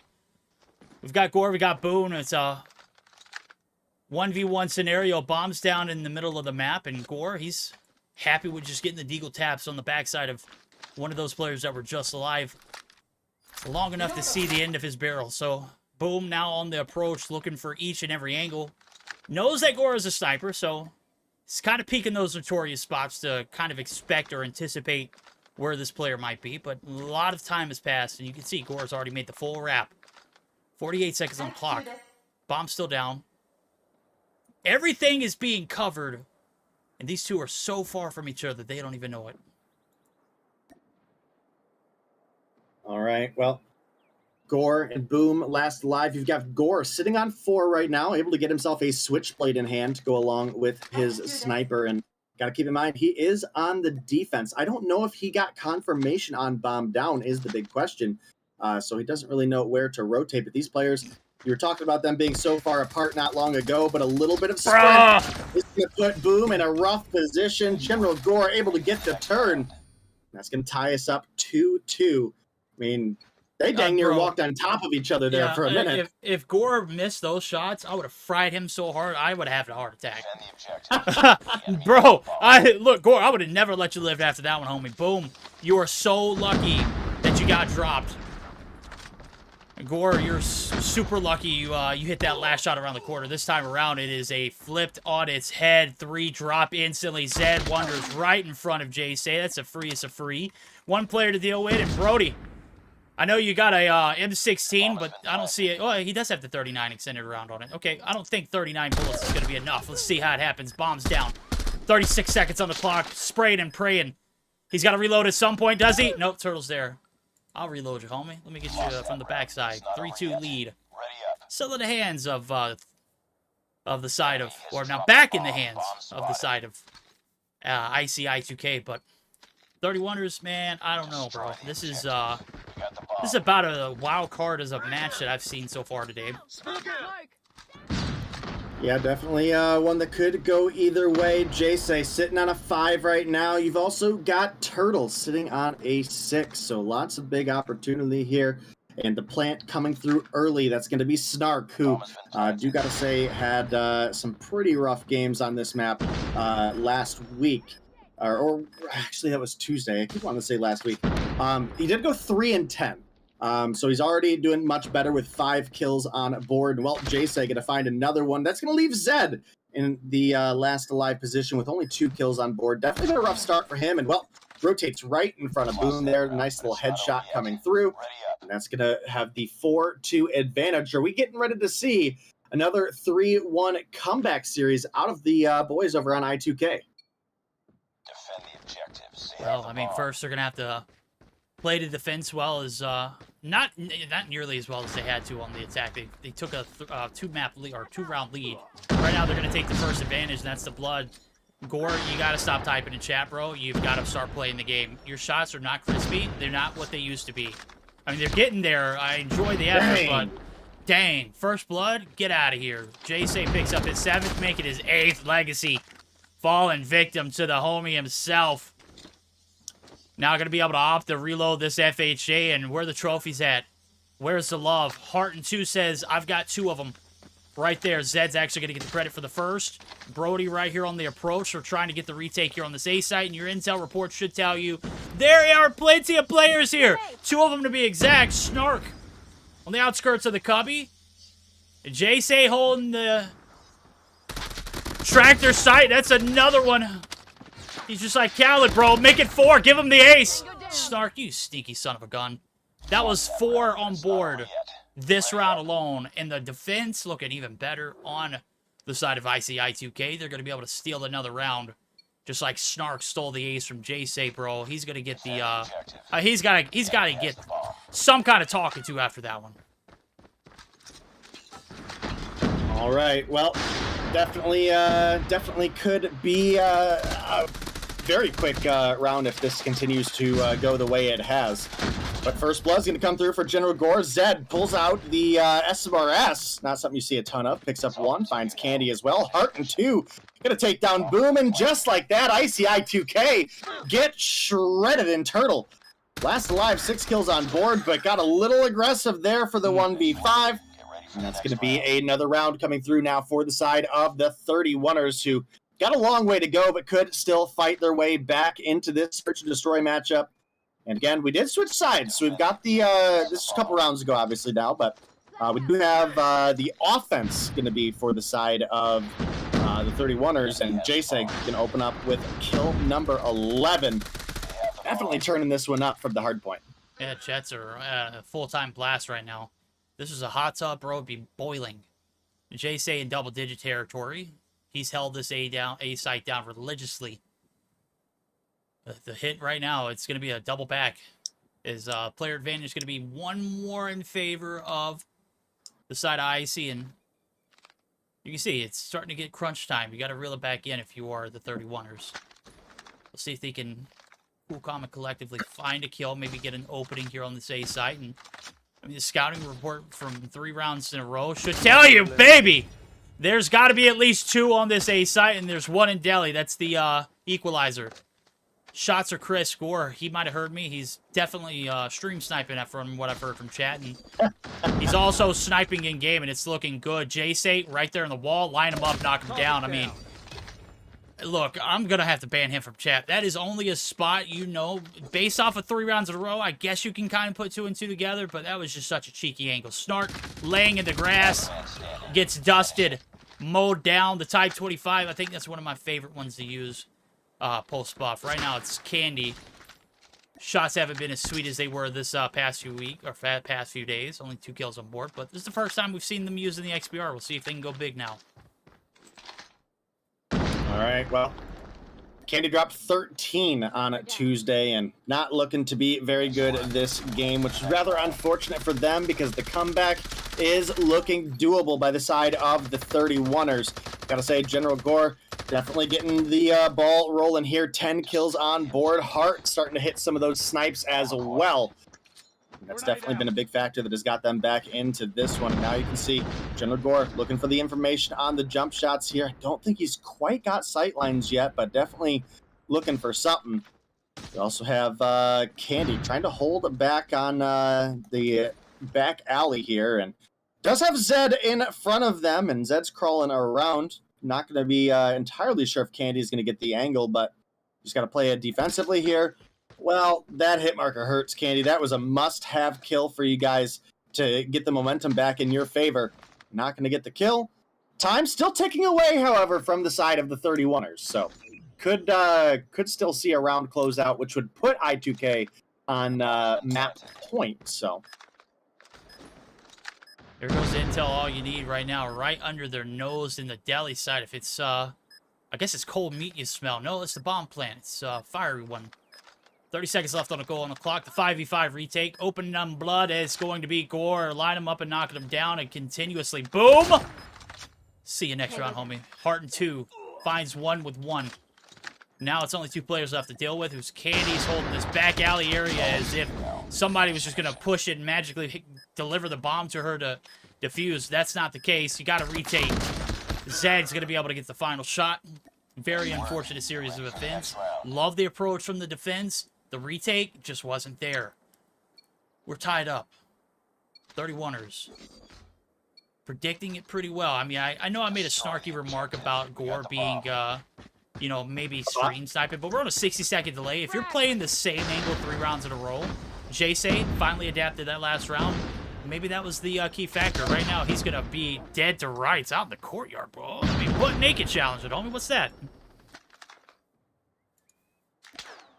all right, well, we're all tied up 5-5, and it's a big question at this point on if we're going to get anything coming through from the side of I2K Icy. Again, we talked about them coming through and winning the Search and Destroy on this map last time around, but the momentum that they had has seemingly dwindled away. We're looking at a close round here, but I mean, it was all control of the side of I2K for a while in this matchup, and that has quickly changed. They're looking a little bit discombobulated overall this round. They've finally kind of bunkered down and looked to play exactly what their role says.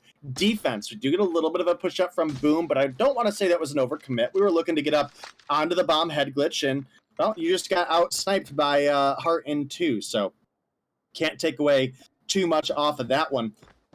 Still looking at a 3 versus 2, but unfortunately for the side of I2K, it's the 2 players that have been popping off the most from the side of the 31ers here. We're looking at a 12-kill General Gore and a 9-kill Heart and 2 as well.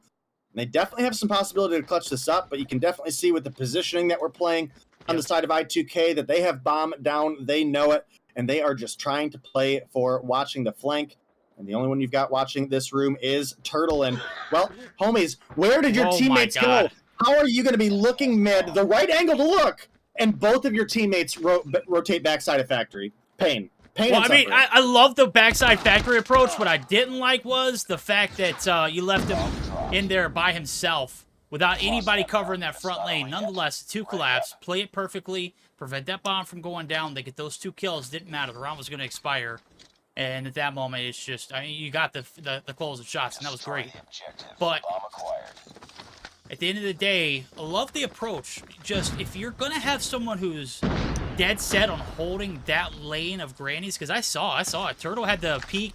He had the angle. Heart and 2's got the angle. The shots, they're crisp. I caught every single one of them last round. You know, the one that I did see catch. But if you're going to have someone holding that dead set, not even paying attention to what's coming through on that lane, you've got to have someone at least playing the intel on the front side of that Factory rotation. That was just a lack of discipline. So, lack of awareness. Right now, the lack of shots coming through and intel being played. Legacy is going to just brute force push it right through. Is going to be able to find their third. The wall bangs are nasty. 3 players left standing, and nobody's on A. I wonder if the side of the 31ers are going to be able to get this read. Does look like Zed's going to play for the noise, and with nobody there, they might be able to get this bomb plant down, Dave. All right, well, this could send us into overtime. Zed is going to get the bomb plant here, or does not. Oh, he actually died right at the right time, so Snark with a big kill there is going to bring things back to a 3 versus 3, and now you can see Boom looking to make the rotation from behind. Where was the trigger discipline, though, Boom? Oh, yikes. That was about a free kill as you could get if you would have played it just a little bit slower and a little bit more to your benefit. But either way, we do finally get that bomb plant through, and now time ticking away. 25 seconds to go to clutch things up. You can see General Gore playing the tractor here, looking for the snipes, and his opponents have played the rotation well. They're looking to just dip on out towards mid. But General Gore is going to find 1 before getting taken down by Candy, who puts a kill number 6 on the board. You've got Legacy playing back for boxes, going to find 1, gets pushed by Boom, but fortunately the 2s are played well. Brody is there for the refrag, and we've got overtime locked in now, verdict. That was a pretty decent retake attempt. It just took too long to develop. Very well executed on the defense of the bomb site. We're in overtime, 6-6 tie.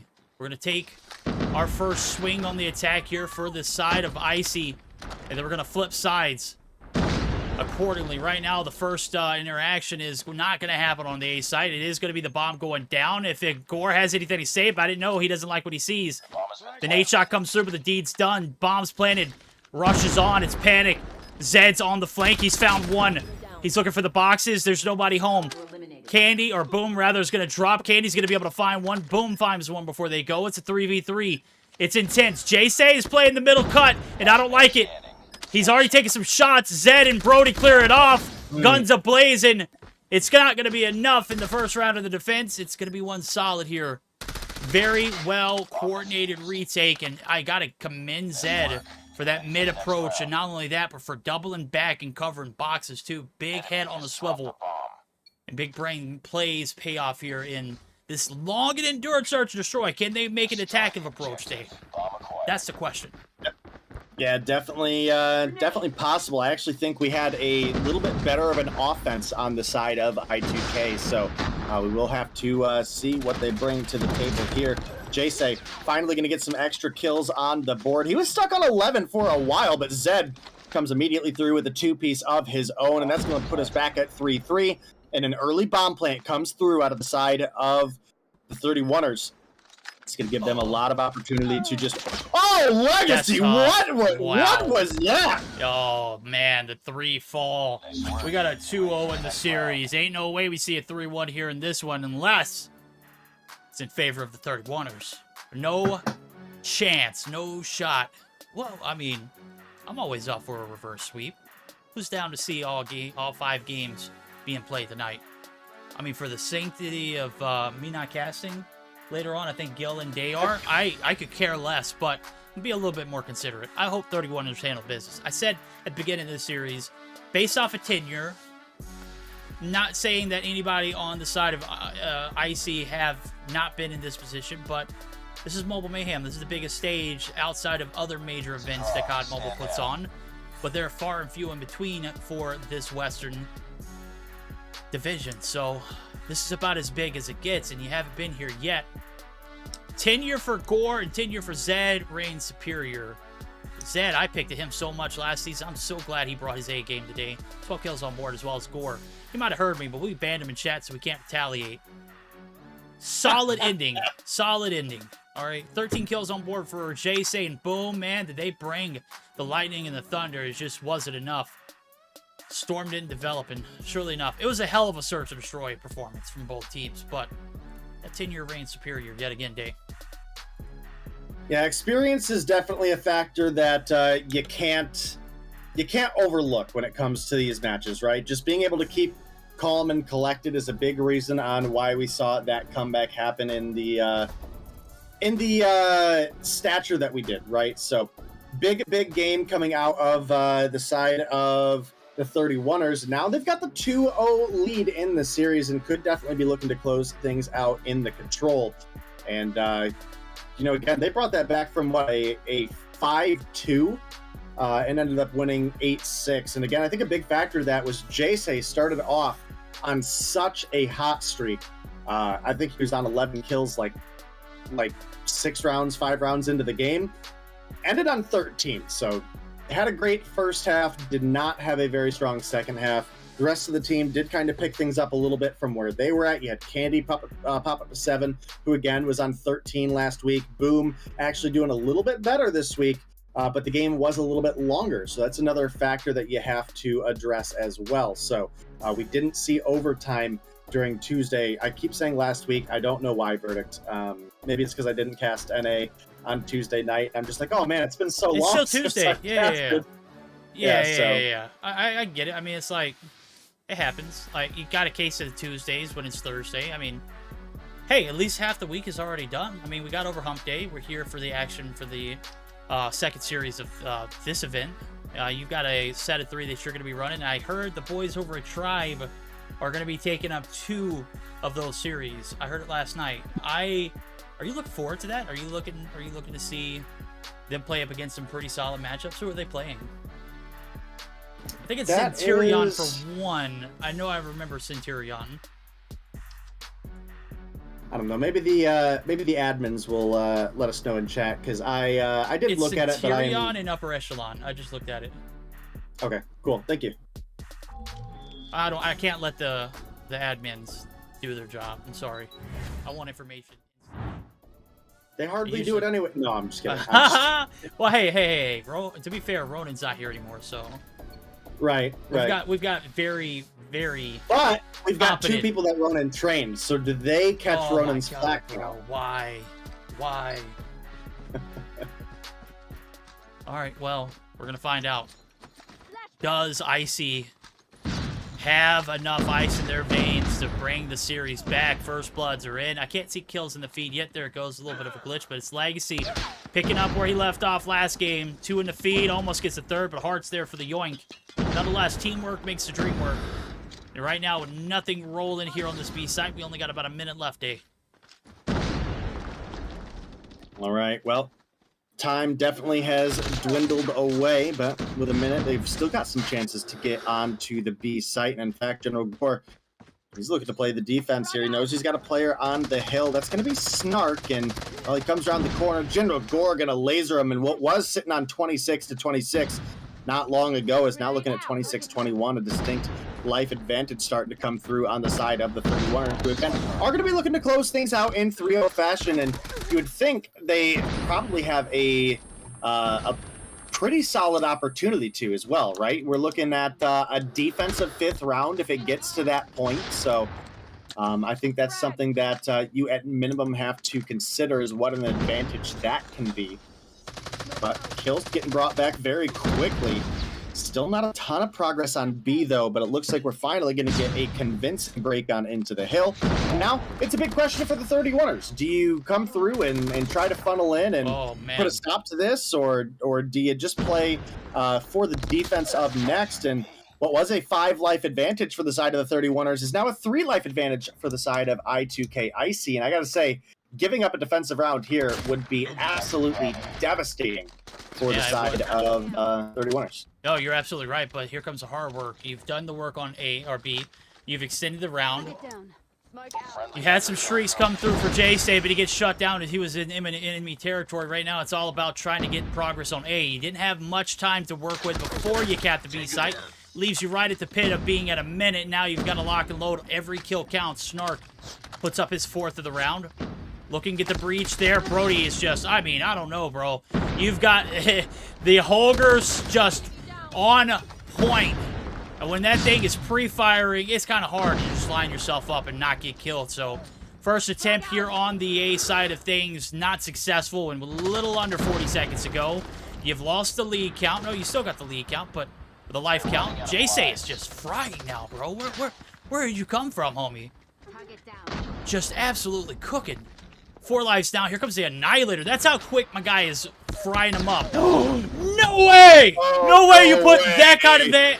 That's tragic, bro. That's so devious. Predator missile inbound. Is that what we're doing? Yeah. Thing? Only one needed right here. It'd be a miracle if the defense holds strong. But they are. 5 seconds left to go. Kills are coming through. 1 player left to deal with. J-Say gets shut down. 2 seconds on the clock. Nobody in the sight. Nobody going to be able to get that last kill. There's no way. Yikes. I feel defeated right I2K, listen, I2K had such a good offensive round there. They made a lot happen in a short amount of time and then just hit a brick wall where they weren't pushing collectively together.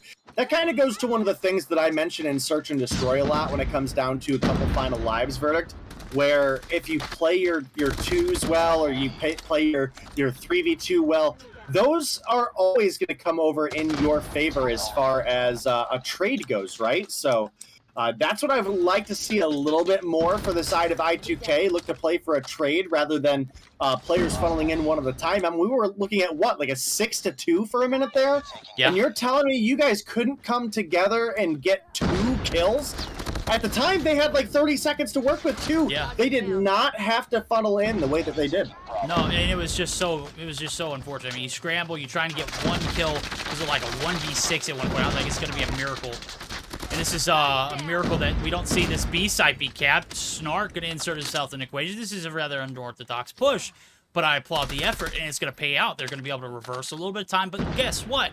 When you play the objective first, it's always a lot better for you to have a little bit more time towards the end. Right now, 54 seconds on the clock, but the hill's going to be hot yet again. And I mean, I meant to bring this up earlier. How many wasted operators have you seen just kind of like fall out of people's pockets? And I mean, how many times on this map alone since the drone got removed? How many times do you see least effective operator usage? Players are really getting exposed right now. And in EU, they are just like in NA. I mean, just burning through operators and not really showing anything for it. Well, and to be fair, we have 2 very different operator lineups, right? You look for the side of I2K, and you are very straightforward. We're all running Annihilators, and while the Annihilator is a strong option, we do also have to consider you don't have any versatility, right? Look at the opposition. I actually think 2 claws for this map, specifically for trying to make breaks into hills that are indoors in small contained buildings. I think the claw is a very strong operator for at least one player to run. as well as the gravity vortex. So I'm a little disappointed in the side of I2K that they have committed so heavily to the Annihilator here, because you're not getting any opportunity to use an operator to clear anything out, right? So I think it's a big miss. And you know, to be fair, how easy would it have been on that last push if you were going to push one at a time for one of those players to spam a claw into the building and possibly just snag away a kill that you weren't necessarily in a gunfight for. You get those ricochet shots popping off, and you've got a big advantage when pushing a hill. Oh, no ricochet there. It's all Zed. He's getting some clearance. He's got the last. That's the 3 in the feed. Very unfortunate. You see, a little goes a long way. Well, a lot definitely came through it towards the end. I mean, it was a better executed attempt. I mean, you combine, or you take a look and you break down both of those rounds for both of those teams on the attack. The reason why I2K failed is because they weren't able to successfully get the objective off the beginning of their first initial push. And the 31ers were. That time allotted, they didn't even need it. But, I mean, it's better to have it and not need it than need it and not have it. Right now, need to see some shots hit there from Zed. He's going to be able to find one, but gets dropped on the jump up. A little bit of traction, though, as we see. Trying to buckle up for that B-side hit, but I mean, it's just like swimming, bro. You just got to throw yourself in the deep end and hope that you make it. Or you are going to sink. All right, well, looking at a 2-0 lead now for the side of the 31ers, and with them taking an offensive round as well and now being back on the defense, even with as close as it was, I am definitely starting to wonder if I think we have, if we really have what it takes for the side of I2K to come back here. You got to imagine they're at least a fair bit losing out on the mental game right now, and, you know, Verdict, maybe now's actually a good time to go for a listen and hear how they're trying to bring it all full circle. You talking about 31ers or I2K? Yes, 31ers. Okay, 31ers. I was about to say that I2K, you're kidding. Oh, no, they're dead in the water. Yeah. Let's go ahead and hear how the comms sound as they are pinning their opponents down. We'll see if they can get the full tap here in this listen in. 2 Meter, 10 Sekunden, 10 Sekunden, GG. 17-9, die haben keine Chance. Easy. 10 Sekunden, Jungs. 5, 4. Brick set. Einer inside blue, einer inside, du musst sterben. Spiel Agro, 16-6, spiel Agro. 2. Einer outside blue, hinter mir, einer hinter kommt blue, Dumbster.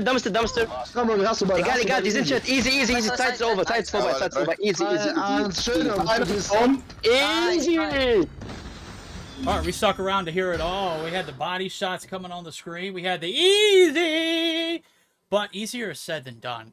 They literally got pushed to the brink of being beat in the first 2 games of this series. It wasn't a very convincing performance from the 31ers, but again, we mentioned it in our first series of the night. It was close all 3 matches. That third one this time around wasn't. It was a 3-0. It's crystal clear. First 2 fairly tight, but that third round was just exposure if I've ever seen a day. Yeah, you're definitely right. And while it's a solid 3-0 victory coming through for the side of the 31ers, I think you said it about as good as you can, right? They were not convincing wins at all. There's a lot of sloppiness, a lot of improvement that we expect to see out of them. I mean, again, we've got a couple veteran players on the team that haven't really found the right pieces to the puzzle to be on a successful team, but we definitely have plenty of potential for them, as well as I2K for a team that is basically across the board newcomers. I gotta say, they put up a fairly good performance. Definitely some notable things that they can go back and look at and try to address, because I think overall, their collectiveness and their ability to adapt within the game was actually very strong. And I think we saw that back in the hardpoint, right? But again, they really lost where they should have had an advantage in the search and destroy. And that first round that they lost, I know they defeated themselves when it came to the control, right? They got down to like a 1-5, and they funneled and really just threw themselves the game. Yeah, I mean, it was a scramble. I mean, I'll tell you who's not panicking. I know who's ready to get back on the mic. You already know. We're gonna go back to the host booth and You already know it. Deanna's here. She is in full Halloween spirit mode. I even inspired me to. I heard someone in chat or saw someone in chat say, "Is that Chris Angel casting, bro?" No, don't hit me with the Chris Angel crap, okay? I will make you disappear, and it's not going to be a magic trick. Hocus pocus. That's a great movie. Very underrated. I haven't watched the second one yet. No spoilers, thank you. I don't want to watch the second one. I felt like the first one was so good. How could you? Deanna, your thoughts? Well, that movie is good, but you know what is good? This matchup was good, okay? We just started with a nice lead on the side of Y2K on the hard point. It was quite good. I was very impressed. But then, something that I didn't like, and I was like, how can you? That triple L Goliath. Like, it was very interesting. It was a triple L Goliath. Like, every single time they dropped the Goliath very close when the point was actually ending, and then they needed to move the Goliath to Narnia. So, I don't know. I'm not a pro player. What can I say? Hey, yeah. You know? But that was one of my favorite callouts, by the way. I use that one a lot. Narnia. True. Yeah. Oh, key. Love it, Deanna. Thank you. But coming into the S&D, we did had an awesome game on the side of well, for Jay, he was frying at some point. He was frying, helped the team to pick up important kills, but getting to the overtime, 31ers once again come in with the win. And then coming into the control was all about the control that had 31ers over the whole matchup. They had the good spawns every time. They managed to kill essential players. They managed to capture the point objective, and they defend very good both sides. So overall, it was a good matchup for 31ers, but good for I2K too. Especially the first two were quite close. Yeah. Alrighty, close matchup so far tonight. That control got out of hand the third round, but we're gonna get geared up for possibly another close series. Who do we have on the agenda for next? We're gonna have 117 Not Found versus Astra. I hope I'm gonna see as close games as we had all night. Even if they were like 3-0, they were quite close, and we felt it, right? We felt it. We were there with the players. I was there with the players, you know, rooting for both teams. But we're gonna take a short break, and we're gonna be back in a minute. Well, not in a minute, but you know, you got it. You know.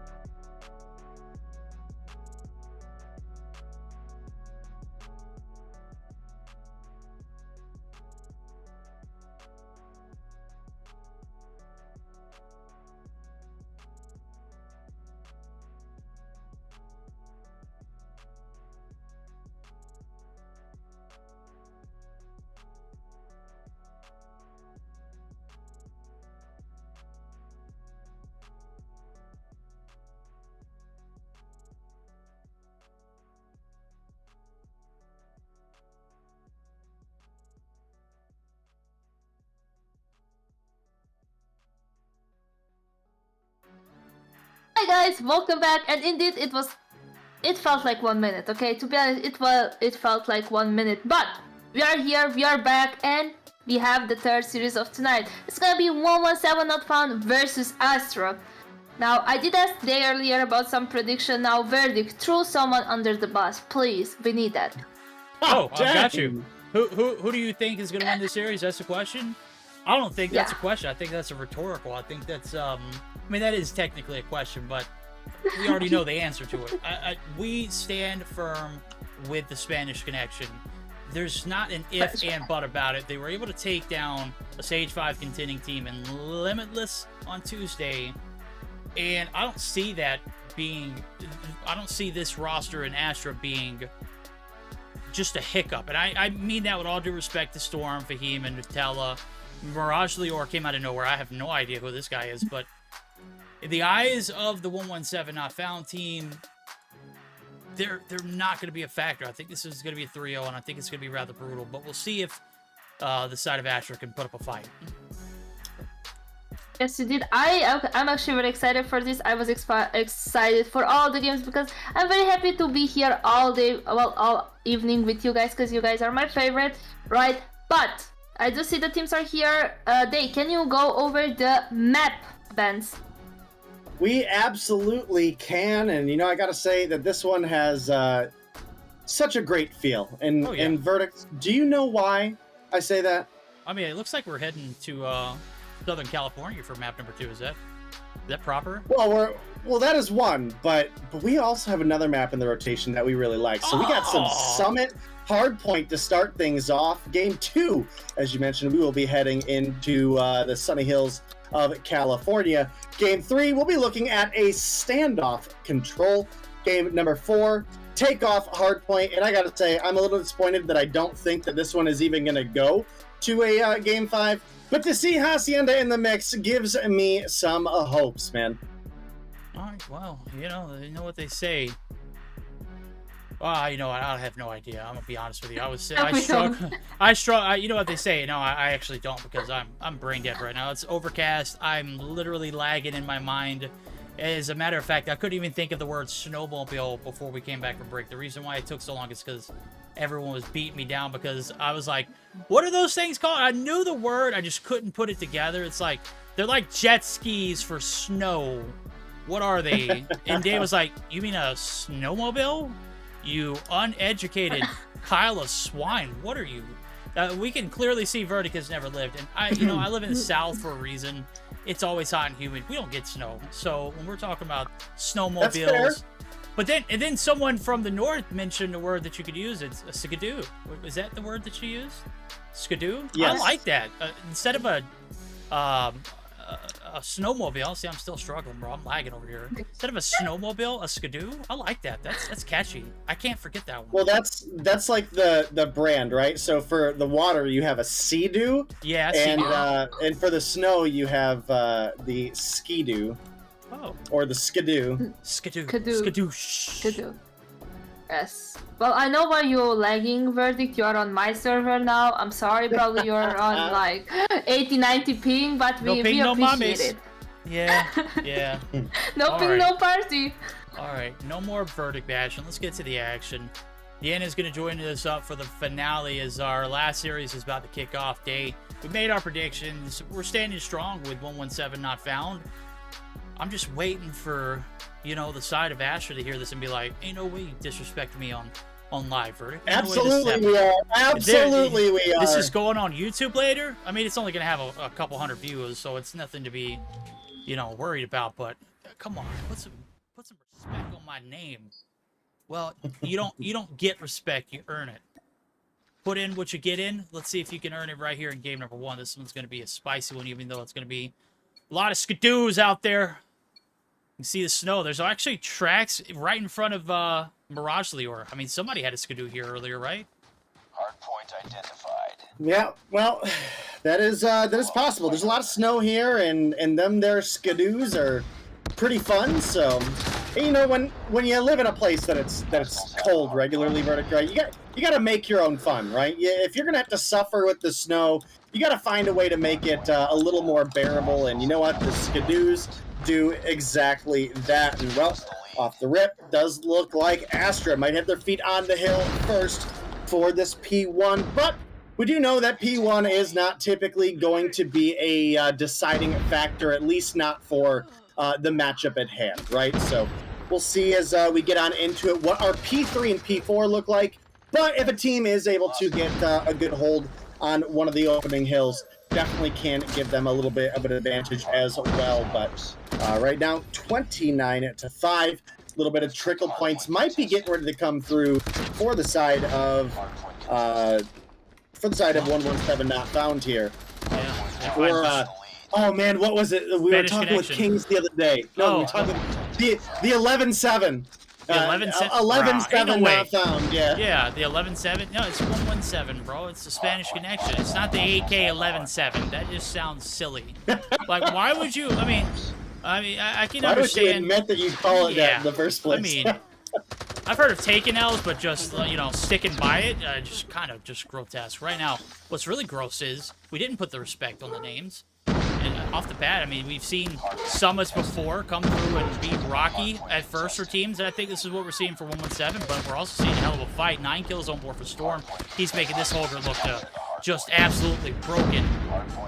9 kills to his name. The drop down not going to be successful, but the good thing is they've got the settle up for New. A little too early, in my opinion. Lucky trying to sneak through the cracks. He's going to be able to find one that's not enough for the spawns, and this trickle time is all that 117 not found is going to be able to get off this initial approach over the P3.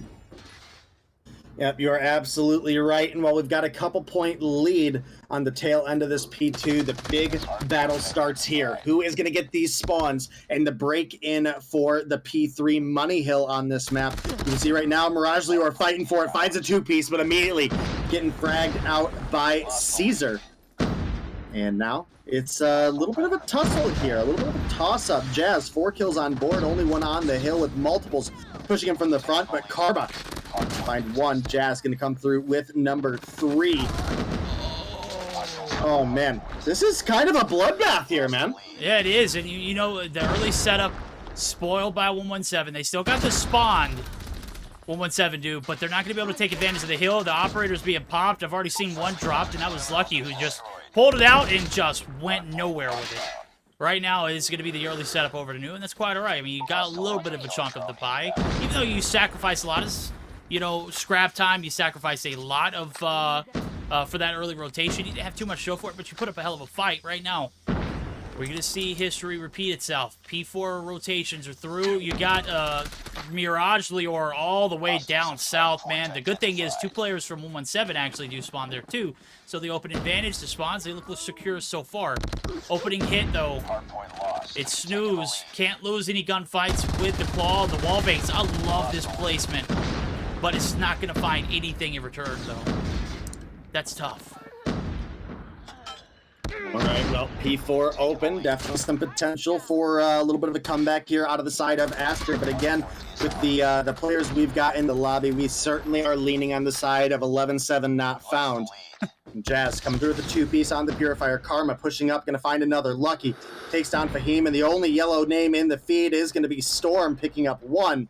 But can't get close enough to get any time, and this is looking to be a big lead starting to develop for the side of 11-7 not found. Got 15 seconds left on Trickle before the P1 reset opens up. And they've developed themselves about a 40-point lead already. Yeah, they do. They're going to have a little bit more rolling into that reset. First set of hill rotation. Some valiant efforts here from the side of Astra. Just valiant's not enough to get the job done. It doesn't pay the bills, right? You've got to put in more work. And right now it's 53 rolling into the P1 reset. 117 not found, looking pretty solid. This is what we anticipated. Right now, the first set of hill rotations, not necessarily lopsided as I, expected, but you can attribute that to Storm just frying the way he does. Snooze wins a big gunny. Jazz there looking hotter than hell. He was sitting on 4. Right now he's on 10. Double-digit territory. I think he's one of the last ones for his team to do so. And Snooze, definitely one lacking on the back end, but I think he's got a little bit of hill time to make up for it. 42 already, but Jazz doubling those efforts, and this lead starting to get a little bit out of hand. Nothing recovered here from P1. Snooze with a contest himself. Gunfight's just not there, bro. You gotta have a hot set of hands with the steel in order to make something shake here at P1. It's out in the open. There's not a lot covering. 11-7 not found. They're going to find and expose you any chance they get. All right, well, lead is getting pretty massive right now for the side of 11-7 not found, and well, big factor over to Caesar, but the whole team honestly putting in some work. Caesar's on a 19 right now. We've only got one streak in board, and that's going to be Jazz sitting on a Predator missile. And for the opposition, we've only got one operator available. That's going to be the Claw of Mirage Lior, who's definitely been a big player for this team, but certainly going to be a little bit of a struggle bus up against such a strong opponent. This is kind of a factor similar to the likes of the 31ers and I2K Icy, where there's a lot of newcomers here. I mean, there's a couple vet names that we definitely recognize. Nutella probably the most noted one, then Storm, and I think we've seen a little bit of Fahim as well. You look over the opposition, I mean, this is a team full of vets, and it's a team full of vets that largely work really well together. You've got Derox, Jazz, Lucky, Karma, Caesar. Fortunately, you know, listen, I'm a big Dark Wizard Tilt fan. I'm a little sad that we don't get to see him in the mix anymore, but, you know, what you gonna do about it? Yeah, what you gonna do about it? I know what we're gonna do about it. We're gonna dive down. Last time this P3 early rotation was made, Astra couldn't hold it. We're gonna go ahead and dive into the comms for their first listen into the series, see if they can make something happen on this P3 value. Snow. He might be cable car. Two snow. On one shot. Can't peek them. Peek them from P1. No, he's not. They're gonna put. They're all snow. They're all snow. One in cable car. One connector. One more. Snow dead. One in our spawn, yeah. No, fuck off, man. There's 3 or 4 for you. Spawn dead. Screw dead, only one. Bucks. Well, I gotta say, it started off promising. Got a little bit more off of P3 than the last time around. Nonetheless, it's gonna be a scrappy one here for 117. They're trying to shut it down. And Day, I just don't see the break coming through. I mean, you got spawns, but there's 2 demons in the point. Finally, one shot in. Mirage Lior making them disappear, but Darok stands strong. This is a massive hill that Astra needed, and 117 just stole it like it was candy out of a baby's hand.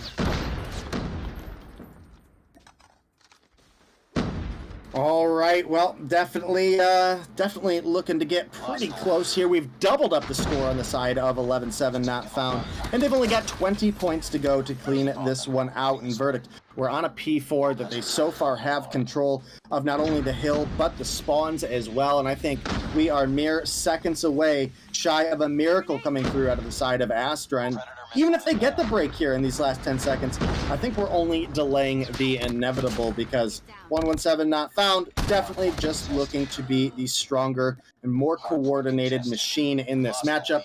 And sure enough, there it is, the 250 to 113 convincing win for the side of 117.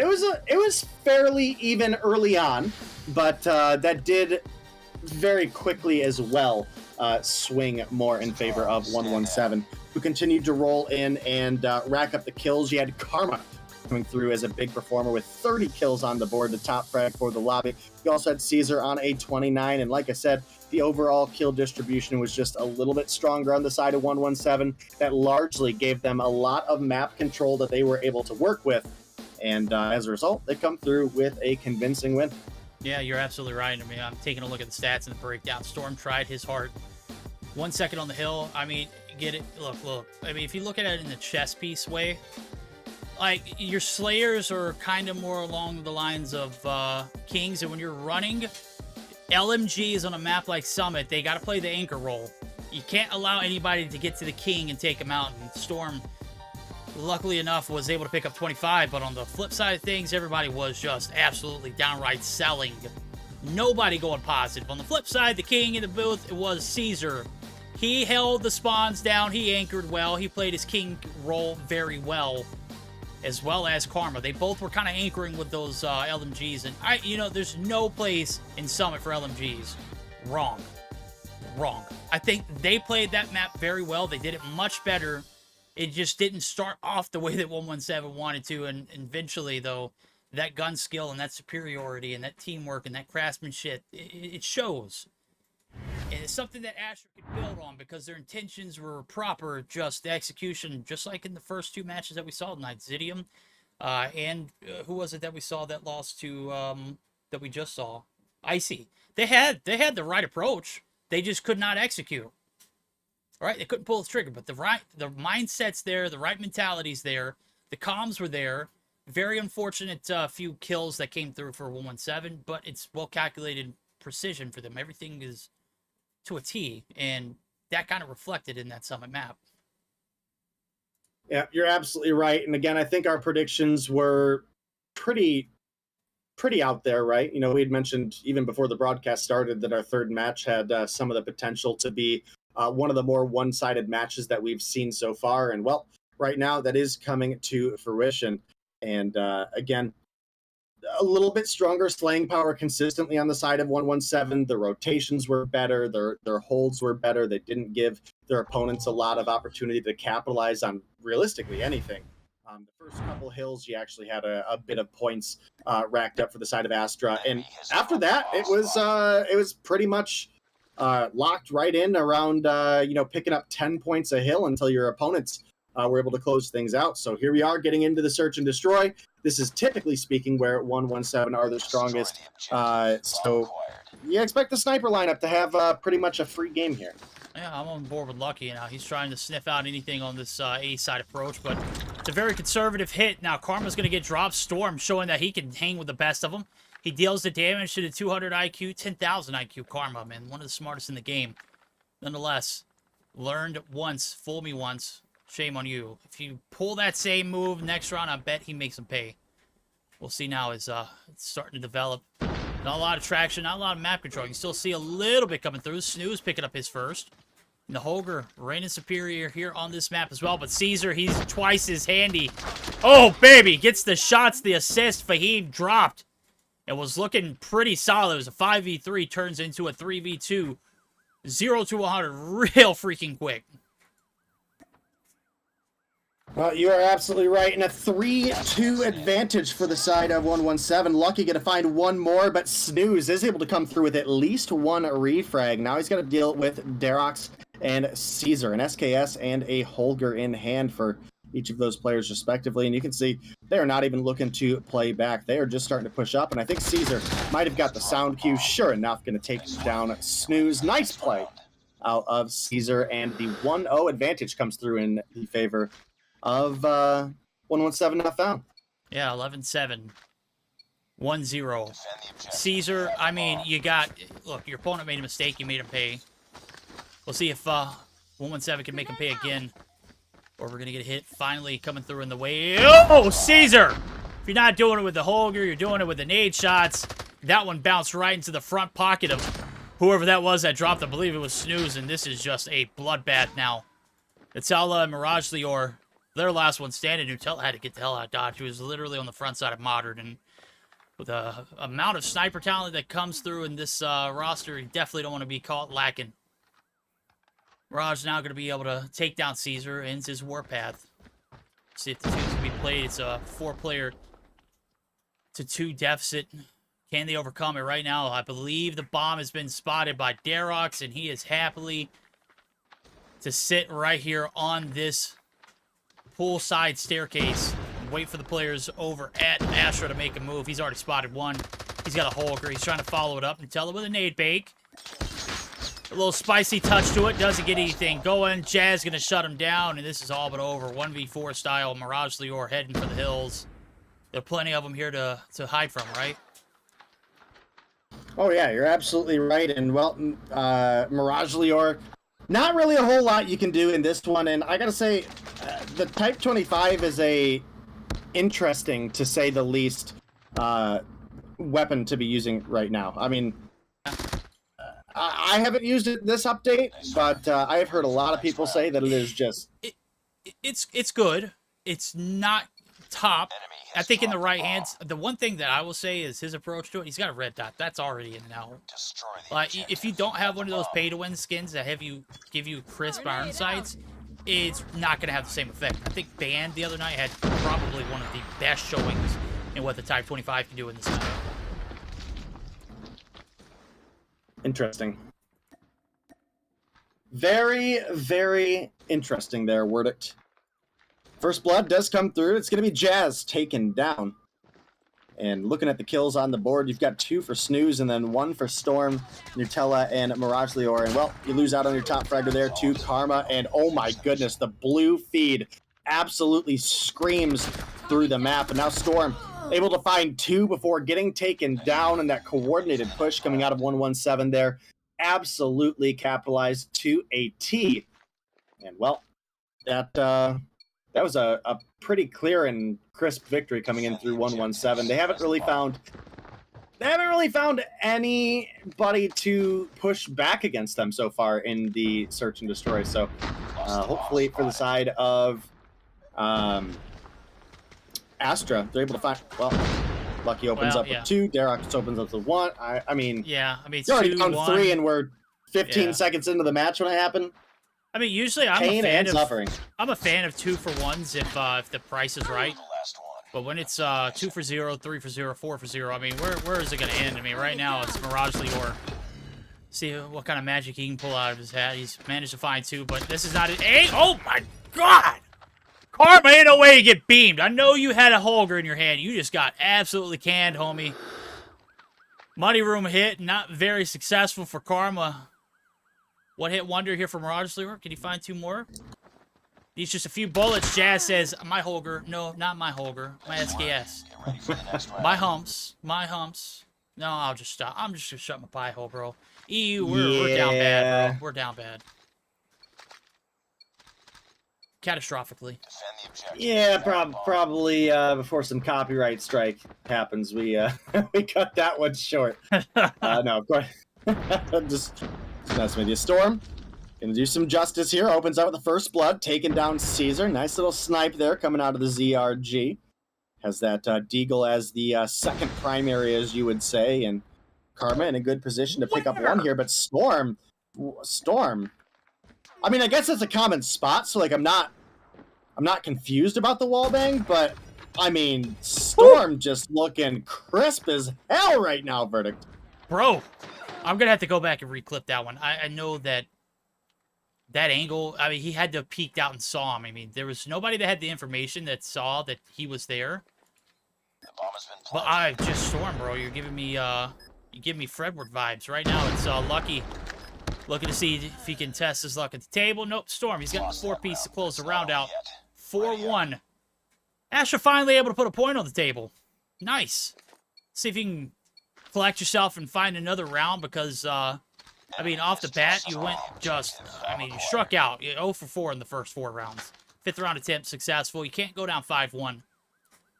We'll see if they can dig themselves out of this hole that they found themselves in, and I'm going to be honest with you, they're more than 6 feet deep, especially against this 11-7 Spanish Connection roster.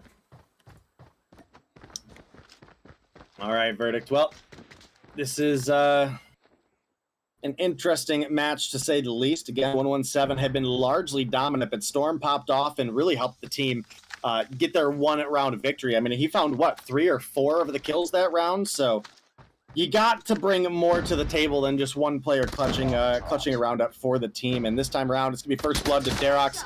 Mirage Lior does get the refrag, but Caesar plays his 2s well with his buddy, gets the kill for a 2-for-1 trade. And now you do have Fahim pushing up. Going to find 1, but Jazz is able to take down Nutella. And, oh, Fahim, kind of a dirty turn onto Caesar there. Is going to keep things close. We're now looking at a 2 versus 2 and rotating up. Seems like he maybe heard the sprint of Lucky there, and I think that is definitely good playing of their sound. Maybe one of the few players in EU that actually play with game sound on, I guess, but 100%. Bomb is picked up, and now it's the question, Storm, where are you going to take it? Looking like they're going over towards B, and I think that call is probably because on the rotation that we were talking about Fahim maybe getting the sound cue, that was when Lucky was running over towards Kitchen. So maybe after not getting sightline, thinks they made that rotation.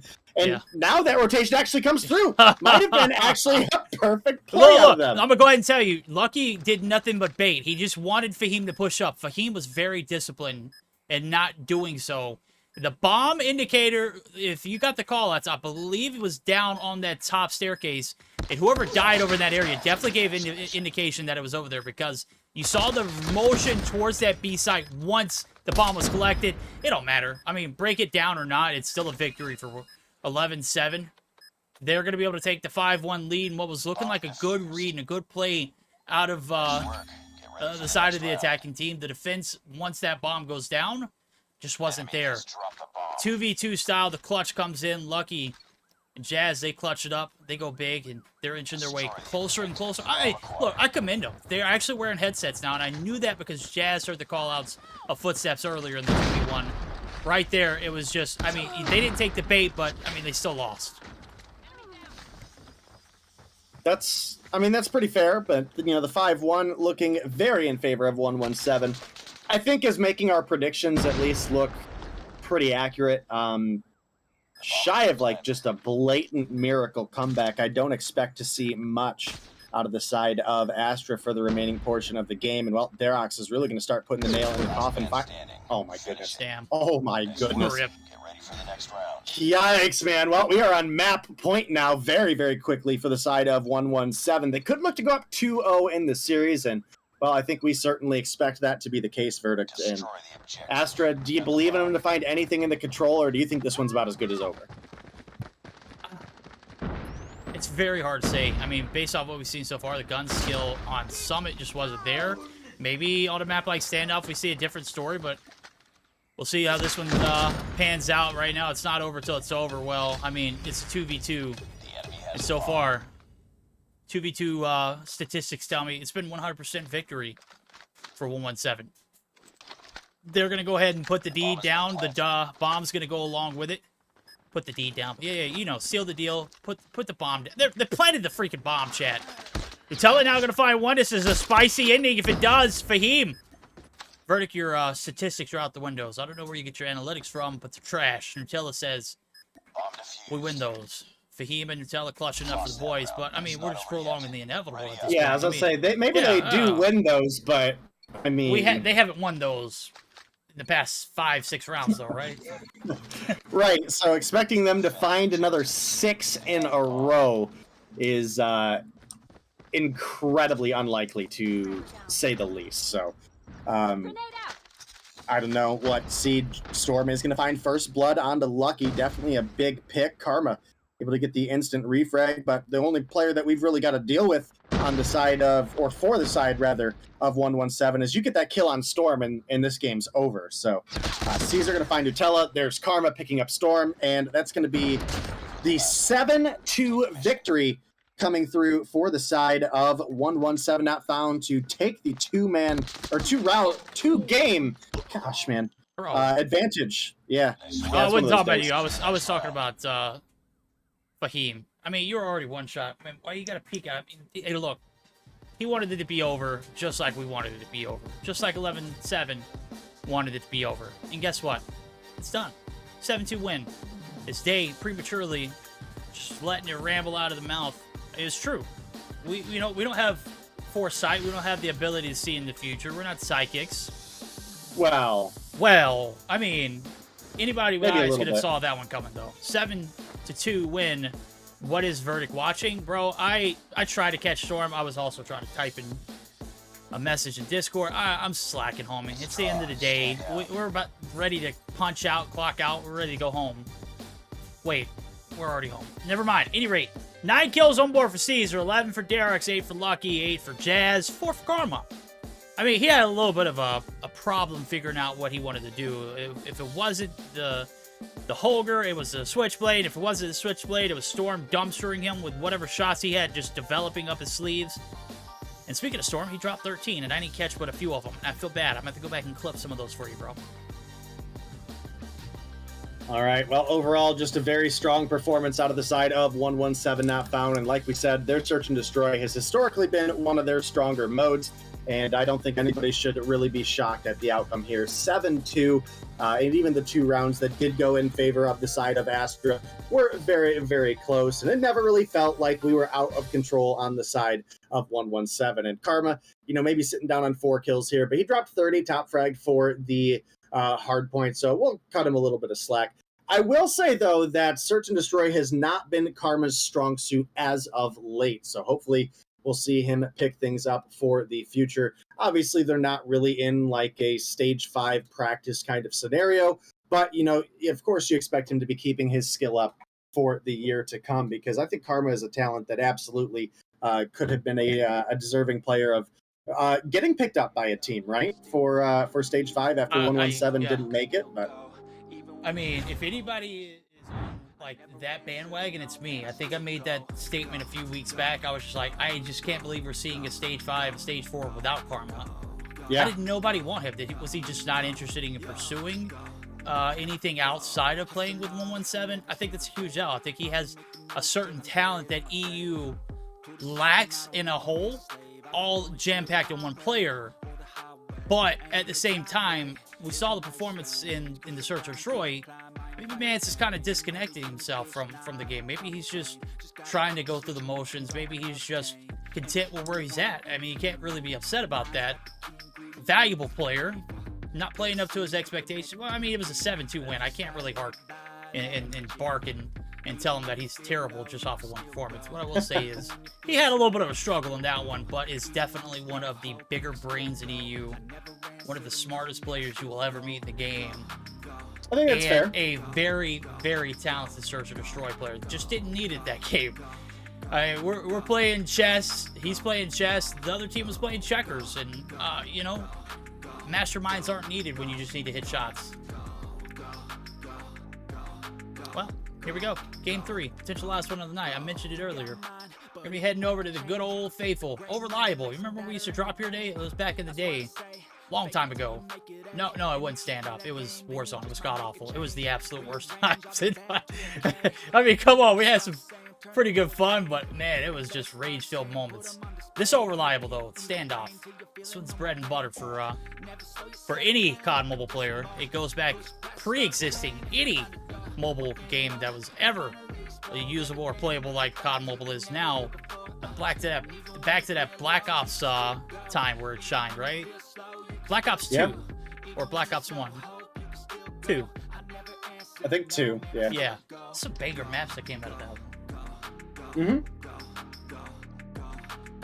All right, well, I think we're just waiting on a couple screenshots to get fulfilled, and we'll get you guys into the action. Again, I think our prediction pretty much across the board is going to be that we have why am I drawing a blank here? 117 not found or an 11-7 not found come through here and just pick up the 3-0 victory. We expected this one to be one-sided, and well, verdict it has been. Like that's the reality of what we have going on. And it may be a little disrespectful to say about Astra, because I do think they have players that are good, but ultimately when it comes down to looking at the team versus the team, you have one that is just leagues ahead of the other, right? Yeah. Yeah, well, I'm sorry, but that is just the case. Look, I mean, when we were making our predictions, I mean, we did it with all due respect. Verdict! You just can't say with all due respect and then continue to trash talk a team. No, I mean, I mean it from the bottom of my heart. Like, I seriously respect this team, Astra, but at the same time, I know what this 117 team is capable of. And, I mean, the first 2 games have already painted us a vivid picture that they are leagues and miles ahead of the competition in this regard. It's not a knock at Astra. They're a relatively newer team.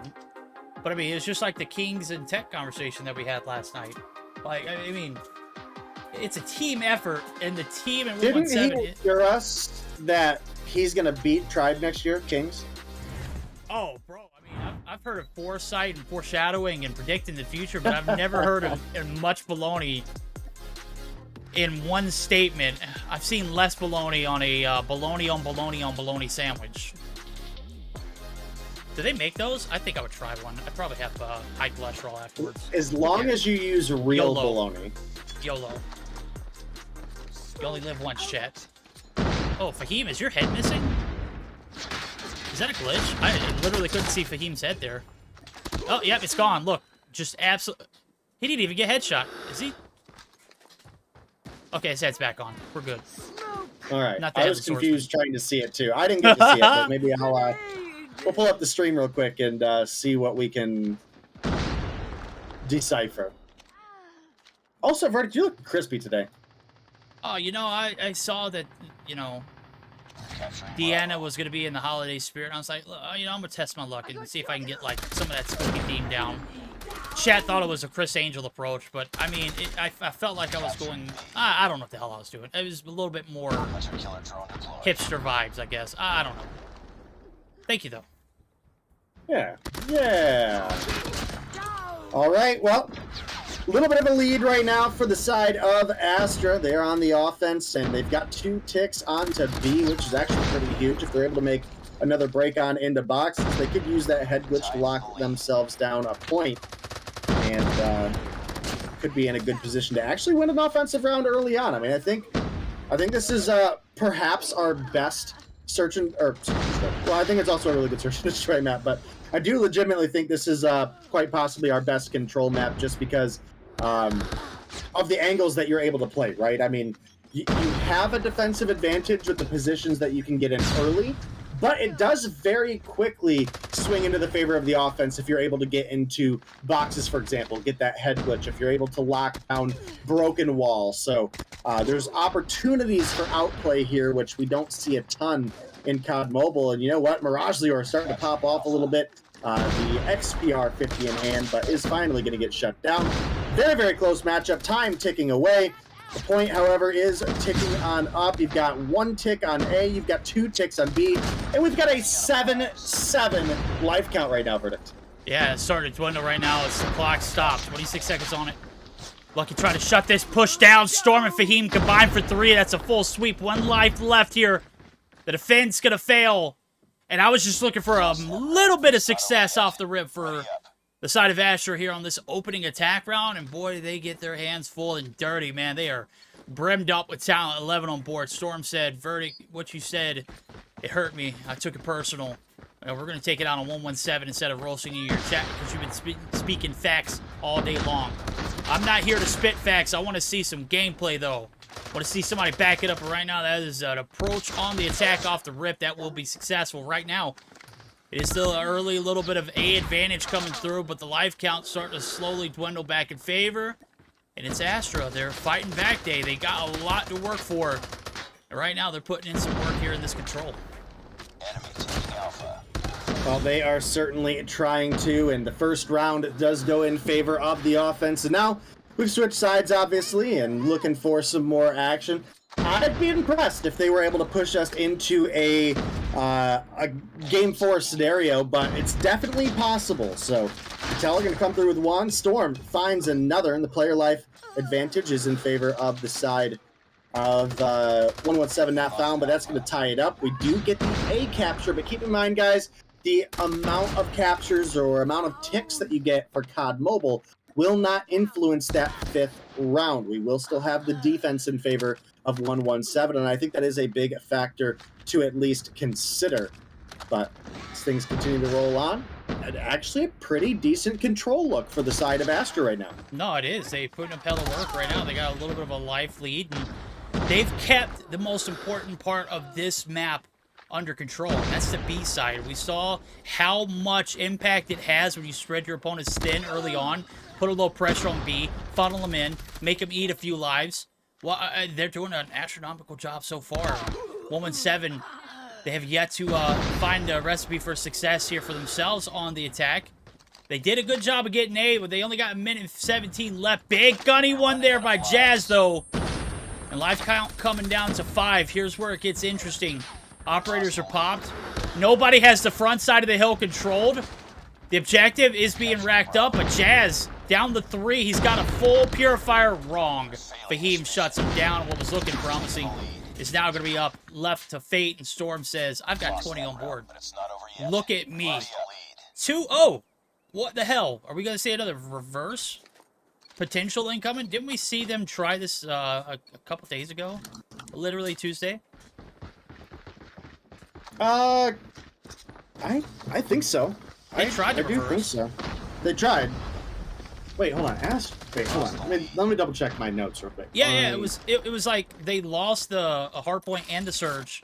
and then they subbed in A for maybe that was on Thursday of last week. I don't know. Okay. No, Oh, that was so- Limitless. That was Limitless. Never That mind. was Limitless, yeah. So You're right. Astra beat I2K in their first hardpoint 250 to 186. And then lost. And then lost 3 in a The row. next- So they basically got reversed. I mean, pretty close to it. So let's not give them too much credit here, Verdict, but definitely a strong team overall, or at least for a team that has a bunch of newcomer talent. I mean, Mirage Lior has actually been a really solid talent. Not having the best performance right now, but overall a player that I look forward to seeing to compete in upcoming seasons, right? I mean, I don't think this season is really going to be where they're like, you know, Mirage Lior is an MVP, but quite possible to see maybe a Rookie of the Split nomination. Now, I mean, we're very early on still. I mean, that is something Very. to absolutely consider,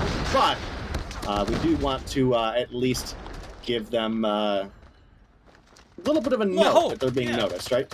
A little hope, you know. You hear words of encouragement from somebody like some bots like you and I. I mean, it goes, you know, miles. It goes however far it needs to go. I mean, it's like I've had so many people message me like, "Bro, I appreciate you hyping this up for the cast." Or, hey, Verdict, why did you shut us down and say we're going to get 3-0 and we're holding our weight so far here in this control? Well, you're holding your weight, but you're not being above the water. Right now, you have fallen flat here in this next attacking round. You got an 0-2. You're clenching them by the jaws. Can you shut it down right here at 6 lives, make it 5, and no success on either site? This is what 117 will do to you. They'll spread you thin. They read that first defending round where they failed, and then they adapted and they executed. That's the name of the game. And right now, 117 are going to be able to keep the dream alive with the 3-0 sweep. They're going to win their first defending round, but now they got to do it on the offense. Can they execute perfectly? Otherwise, we're going to a game 4. Isn't it amazing how that works, though, Verdict? Like, Yeah. pretty regularly our predictions are solid, even on close matchups. But the one time we're even, like, even a little bit wrong, like goes to a game 5 and we're wrong, someone has got to call us out on it. And, Exactly, yeah. It's pretty flawless that it happens dang near every time, so can be a little difficult to make predictions sometimes. We did have a 1-round bounce back by the side of 117, and you know, this is one of those instances where, you know, maybe our prediction's a little off. We were talking about specifically I was talking very early on about how you know, this might be the most one-sided match that we've seen so far this season, and we've got an Astra that's quite possibly on the brink of pushing us into a game 4 scenario, right? I don't think it's going to be this round that they closed it out on. They're down 16 right now. It has been nothing but blue in the feed. And we have streaks and operators that can be flat out saved by the side of 117. But a solid round 5 could give us a game 4. That's all I'm saying. This is a brutal beatdown right now. I mean, the first 2 rounds slap solid for Astra, but I mean, you see the gunnies, they are just raining down on Astra, 24-6. Before B got, like, right as A got capped, there was only 2 lives that dropped. Right here, they've only dropped 5, and we're 2 minutes almost into this 4th round. I mean, you're down to 5. This is an extended TDM if I've ever seen one. Karma wins those all day. Storm has been hotter than hot. Right now, he has been cooled down, nerfed by what we see as the 117, the Spanish connection, making it look easy in this one, and what was close in the first 2 rounds and looking doable. I mean, morale's got to be at an all-time low. We'll go ahead and dive down. We'll see if the morale is still high for the boys over at Astra, as this is going to be their last attempt at anything on the attack. He's flashed on the thing. He's bottom granny. Oh, what the fuck? He got me, man. One more. Go check. One creddy, fine, one creddy. It's okay. No, it's fucking He's He's touchy. One's touchy still. Touchy dead. One more. Mid. Street. One's mid street on pick up. No, don't one.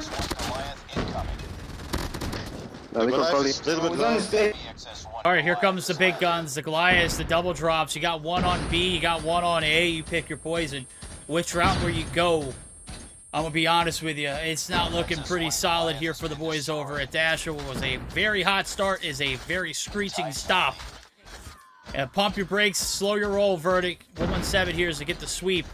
It just wasn't a pretty sight at the beginning, Dick. Yeah, I mean, it was a hot start for the side of Astra, but we've got a 9 life advantage now for 117. Time is ticking away. Only 25 seconds for the side of Astra to make something happen here, and, well, it just keeps getting worse for them with only 7 lives remaining. The feed is once again all blue, and time is just not on their side at all, and the only player we've got on the hill is Mirage Lior, and, well, he's got an XPR. I think he found 1 kill before he died, but 117 not found. Listen, they came through, they closed it out. Our prediction was right on the 3-0. But I will give Astra a fair bit of credit here. That control was fairly close those first couple rounds. They put up one hell of a fight, and, you know, I said I thought it was going to be a complete blowout, and it wasn't. I mean, it was for the most part of the hard point in the search, but the control kind of came down to the wire. It quickly picked up momentum for the side of 117, but I definitely think players like Mirage Lior and Nutella and Storm, at least those 3 have a lot to look forward to in the European continent soon.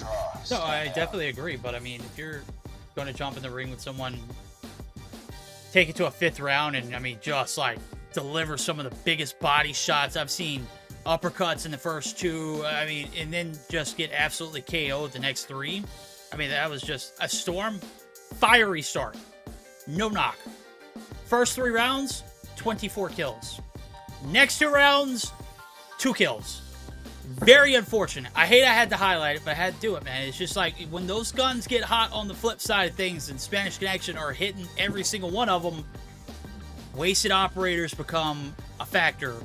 Not hitting your shots become a second. It was just a cluster of everything that could go wrong that went wrong. And that control game was not a good ending for Astra. It started off really high and ended super low. Super, super low. Very unfortunate for them, but as we predicted, 1-7. I mean, there's a reason why we go with the 3-0 for them.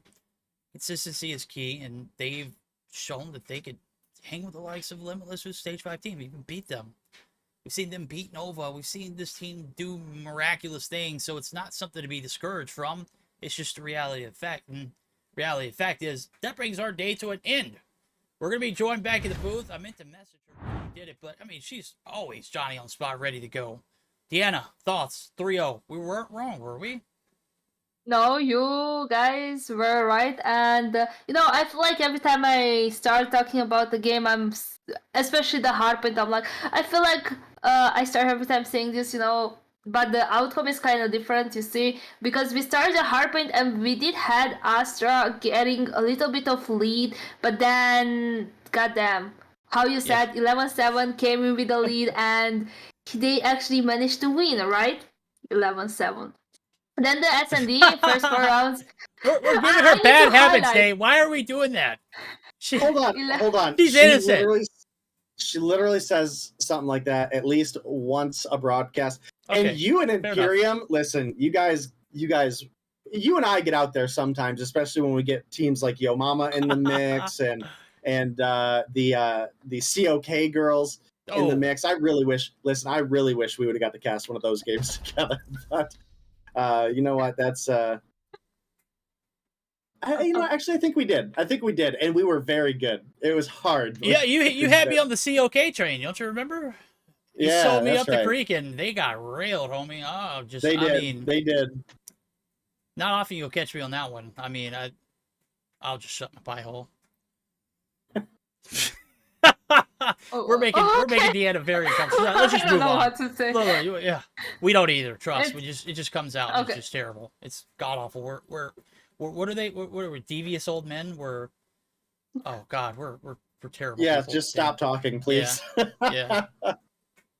Well, overall, it was an awesome game on the side of 117, right? I did enjoy watching the Spanish Connection, as you guys say. Most of the times, I get this kind of stuff get me in my mind. But we did have an awesome day today, right? So, Verdi, can you go over the standings? definitely pull up the standings right here. I've got it right here on spot. There we go. Nova's going to be at the top of the leaderboard, looking to feast on some more. Woman 7 is going to find a lot of success with the 3-0 sweep. That's going to give them 45. Third, didn't play today. It's Animus. They're 40. Certainly going to be able to close that gap on Nova next week when we see them play again. I do believe they play both Tuesday and Thursday. Limitless with 30, 20 for 31ers. I2K IC 20. Theory Gaming with 20. Not Theory Gaming. I'm sorry. Panic. 20 as well with Zidium is that 4-way tie for 5th, 6th, 7th, and 8th. You got Astra. They just not had the best of luck at the beginning of the season. They lost out on one of their best players, though. And that was Speedy Lemon. May he reign in just absolute terror with that Limitless roster in Stage 5, though. A talent that would absolutely be a shame if he wasn't competing. So I'm glad to see him get picked up. I just look. I'm glad you brought that up. Clear about that. When I was in Dallas, Bobby was like, before we were just killing time, we were getting ready for him to go on his flight. He joined us at the facility, and he was like, Verdict, before we get these team interviews ready, I know we're getting set up. Just come over here. We're going to, he did like a little interview, and he's like, it may or may not be on Bobby Talks. I don't think he's going to make it, but the first player that came to mind as being the most underrated in the EU was Afer. You can ask Bobby. He's probably still got the footage if he hasn't deleted it. And everybody was just like, yeah, that's not making it because that's not as a good take. It's a true take because it's real. I believe he's one of the most underrated players in the EU, and I'm glad Limitless saw his value, and he got picked up by a Stage 5 contending roster. So I wanted to point that out earlier, but I wanted to wait a little bit too. Well, I'm sorry for taking that from you. But it was kind of a nice little segue there. Yeah, I mean, hey, look, timing is everything, and I think that was a perfect time to end the night on. Dan is just like, can you guys shut the hell up? Can we... You had such a good, where I was like, I'm gonna just, She's like, let me go to bed already, guys. Jesus. Yeah, it's like 12 a.m., But yeah, overall it was an awesome day today. And I do believe you're gonna pop up the results of the day too, because I'm curious about it. We did have 3 O's, all 3 series, so yeah, indeed, it was a great night. Close games, especially the first 2, they were like close matchups, right? Coming into the third one, you guys had the prediction, we had the predictions, and the predictions actually happened. I believe Caster Curse. Well, no Caster Curse here. Sweeps are yet again there's on the plenty of Caster Curse. Yeah. Well, I mean, I cursed a lot today, but it just wasn't, you get it. I mean, no, I saw it earlier. Someone was like, Verdict, every time you spectate someone and they're on a streak, they die. Same thing happens here, man. I mean, and I never get forgiven, so... Well, hey, you know what? Maybe you'll get forgiven tonight is, if you want to catch the NA action, I believe Day and Gil are going to be on the 1s and 2s. And my goodness, I'm super jealous you're going to get to work with him before I do. I get to work with him next week, and it's very unfortunate, too, that... Hey, I got to catch girls a couple time with him, too, so... Oh, God, man, I just so much Gil, bro. I'd probably overdose and die. I mean, just so good, so gorgeous, bro. Just a well-crafted young man. Good for him. Good for him. What do we used to call him? He's the Spanish Orlando Bloom. Yes. Yeah. The better looking Orlando Bloom. The better looking. If Johnny Depp and Orlando Bloom had a love child, that's what it would look like. Love, good child, man. It's a brilliant work of art he is. Oh man. Anyway, he's gonna be working with Day tonight, and then Gil's gonna be working with us in EU as Day's gonna be taking another opportunity and won't be able to fulfill his roles in EU. He doesn't hate you, guys. He actually does hate you guys. I'm just gonna go ahead and whisper it so he doesn't hear. He hates you guys very much. He is so happy he's leaving. Well, it's sad, but we see a time and an era come where Gil's gonna be joining us. So it's a start to a new beginning. But join Day tonight for Mobile Mayhem NA. And to be fair, I might not always be gone from EU. I might get some chances to cast here and there. If Gil or you need a break, I don't want to leave EU. I just got to do what I got to do. EU run me ragged, bro. I don't know what you're talking about. You don't want this role. This is like. I'll miss EU. I'll definitely miss some EU. All right. Well. We're gonna miss you too. There we go. That's a lie, but I appreciate it. No, it's not a lie. Man, there's such conviction in her heart. You know she's gonna miss you. Yes. What do you mean? Don't worry, I'm gonna come over NA and host. There you Yes! Big dubs. Big dubs. All right. Well, you know, as much as we've rambled on, it wasn't that much of a longer stream, but we're 3 hours and 15 minutes into it. We're gonna get you geared up for a raid. If you didn't follow. If you not subscribed, head over to YouTube where you can subscribe free. Check out the games and the action there tonight. I mean, it might have been 3-0s, but they were close. They were brutally tough. They were well earned victories for the teams who won. And until next Tuesday, we'll catch you guys later. Bye. Bye. Love your makeup, by the way, Deanna. Just absolutely spectacular. Thank you.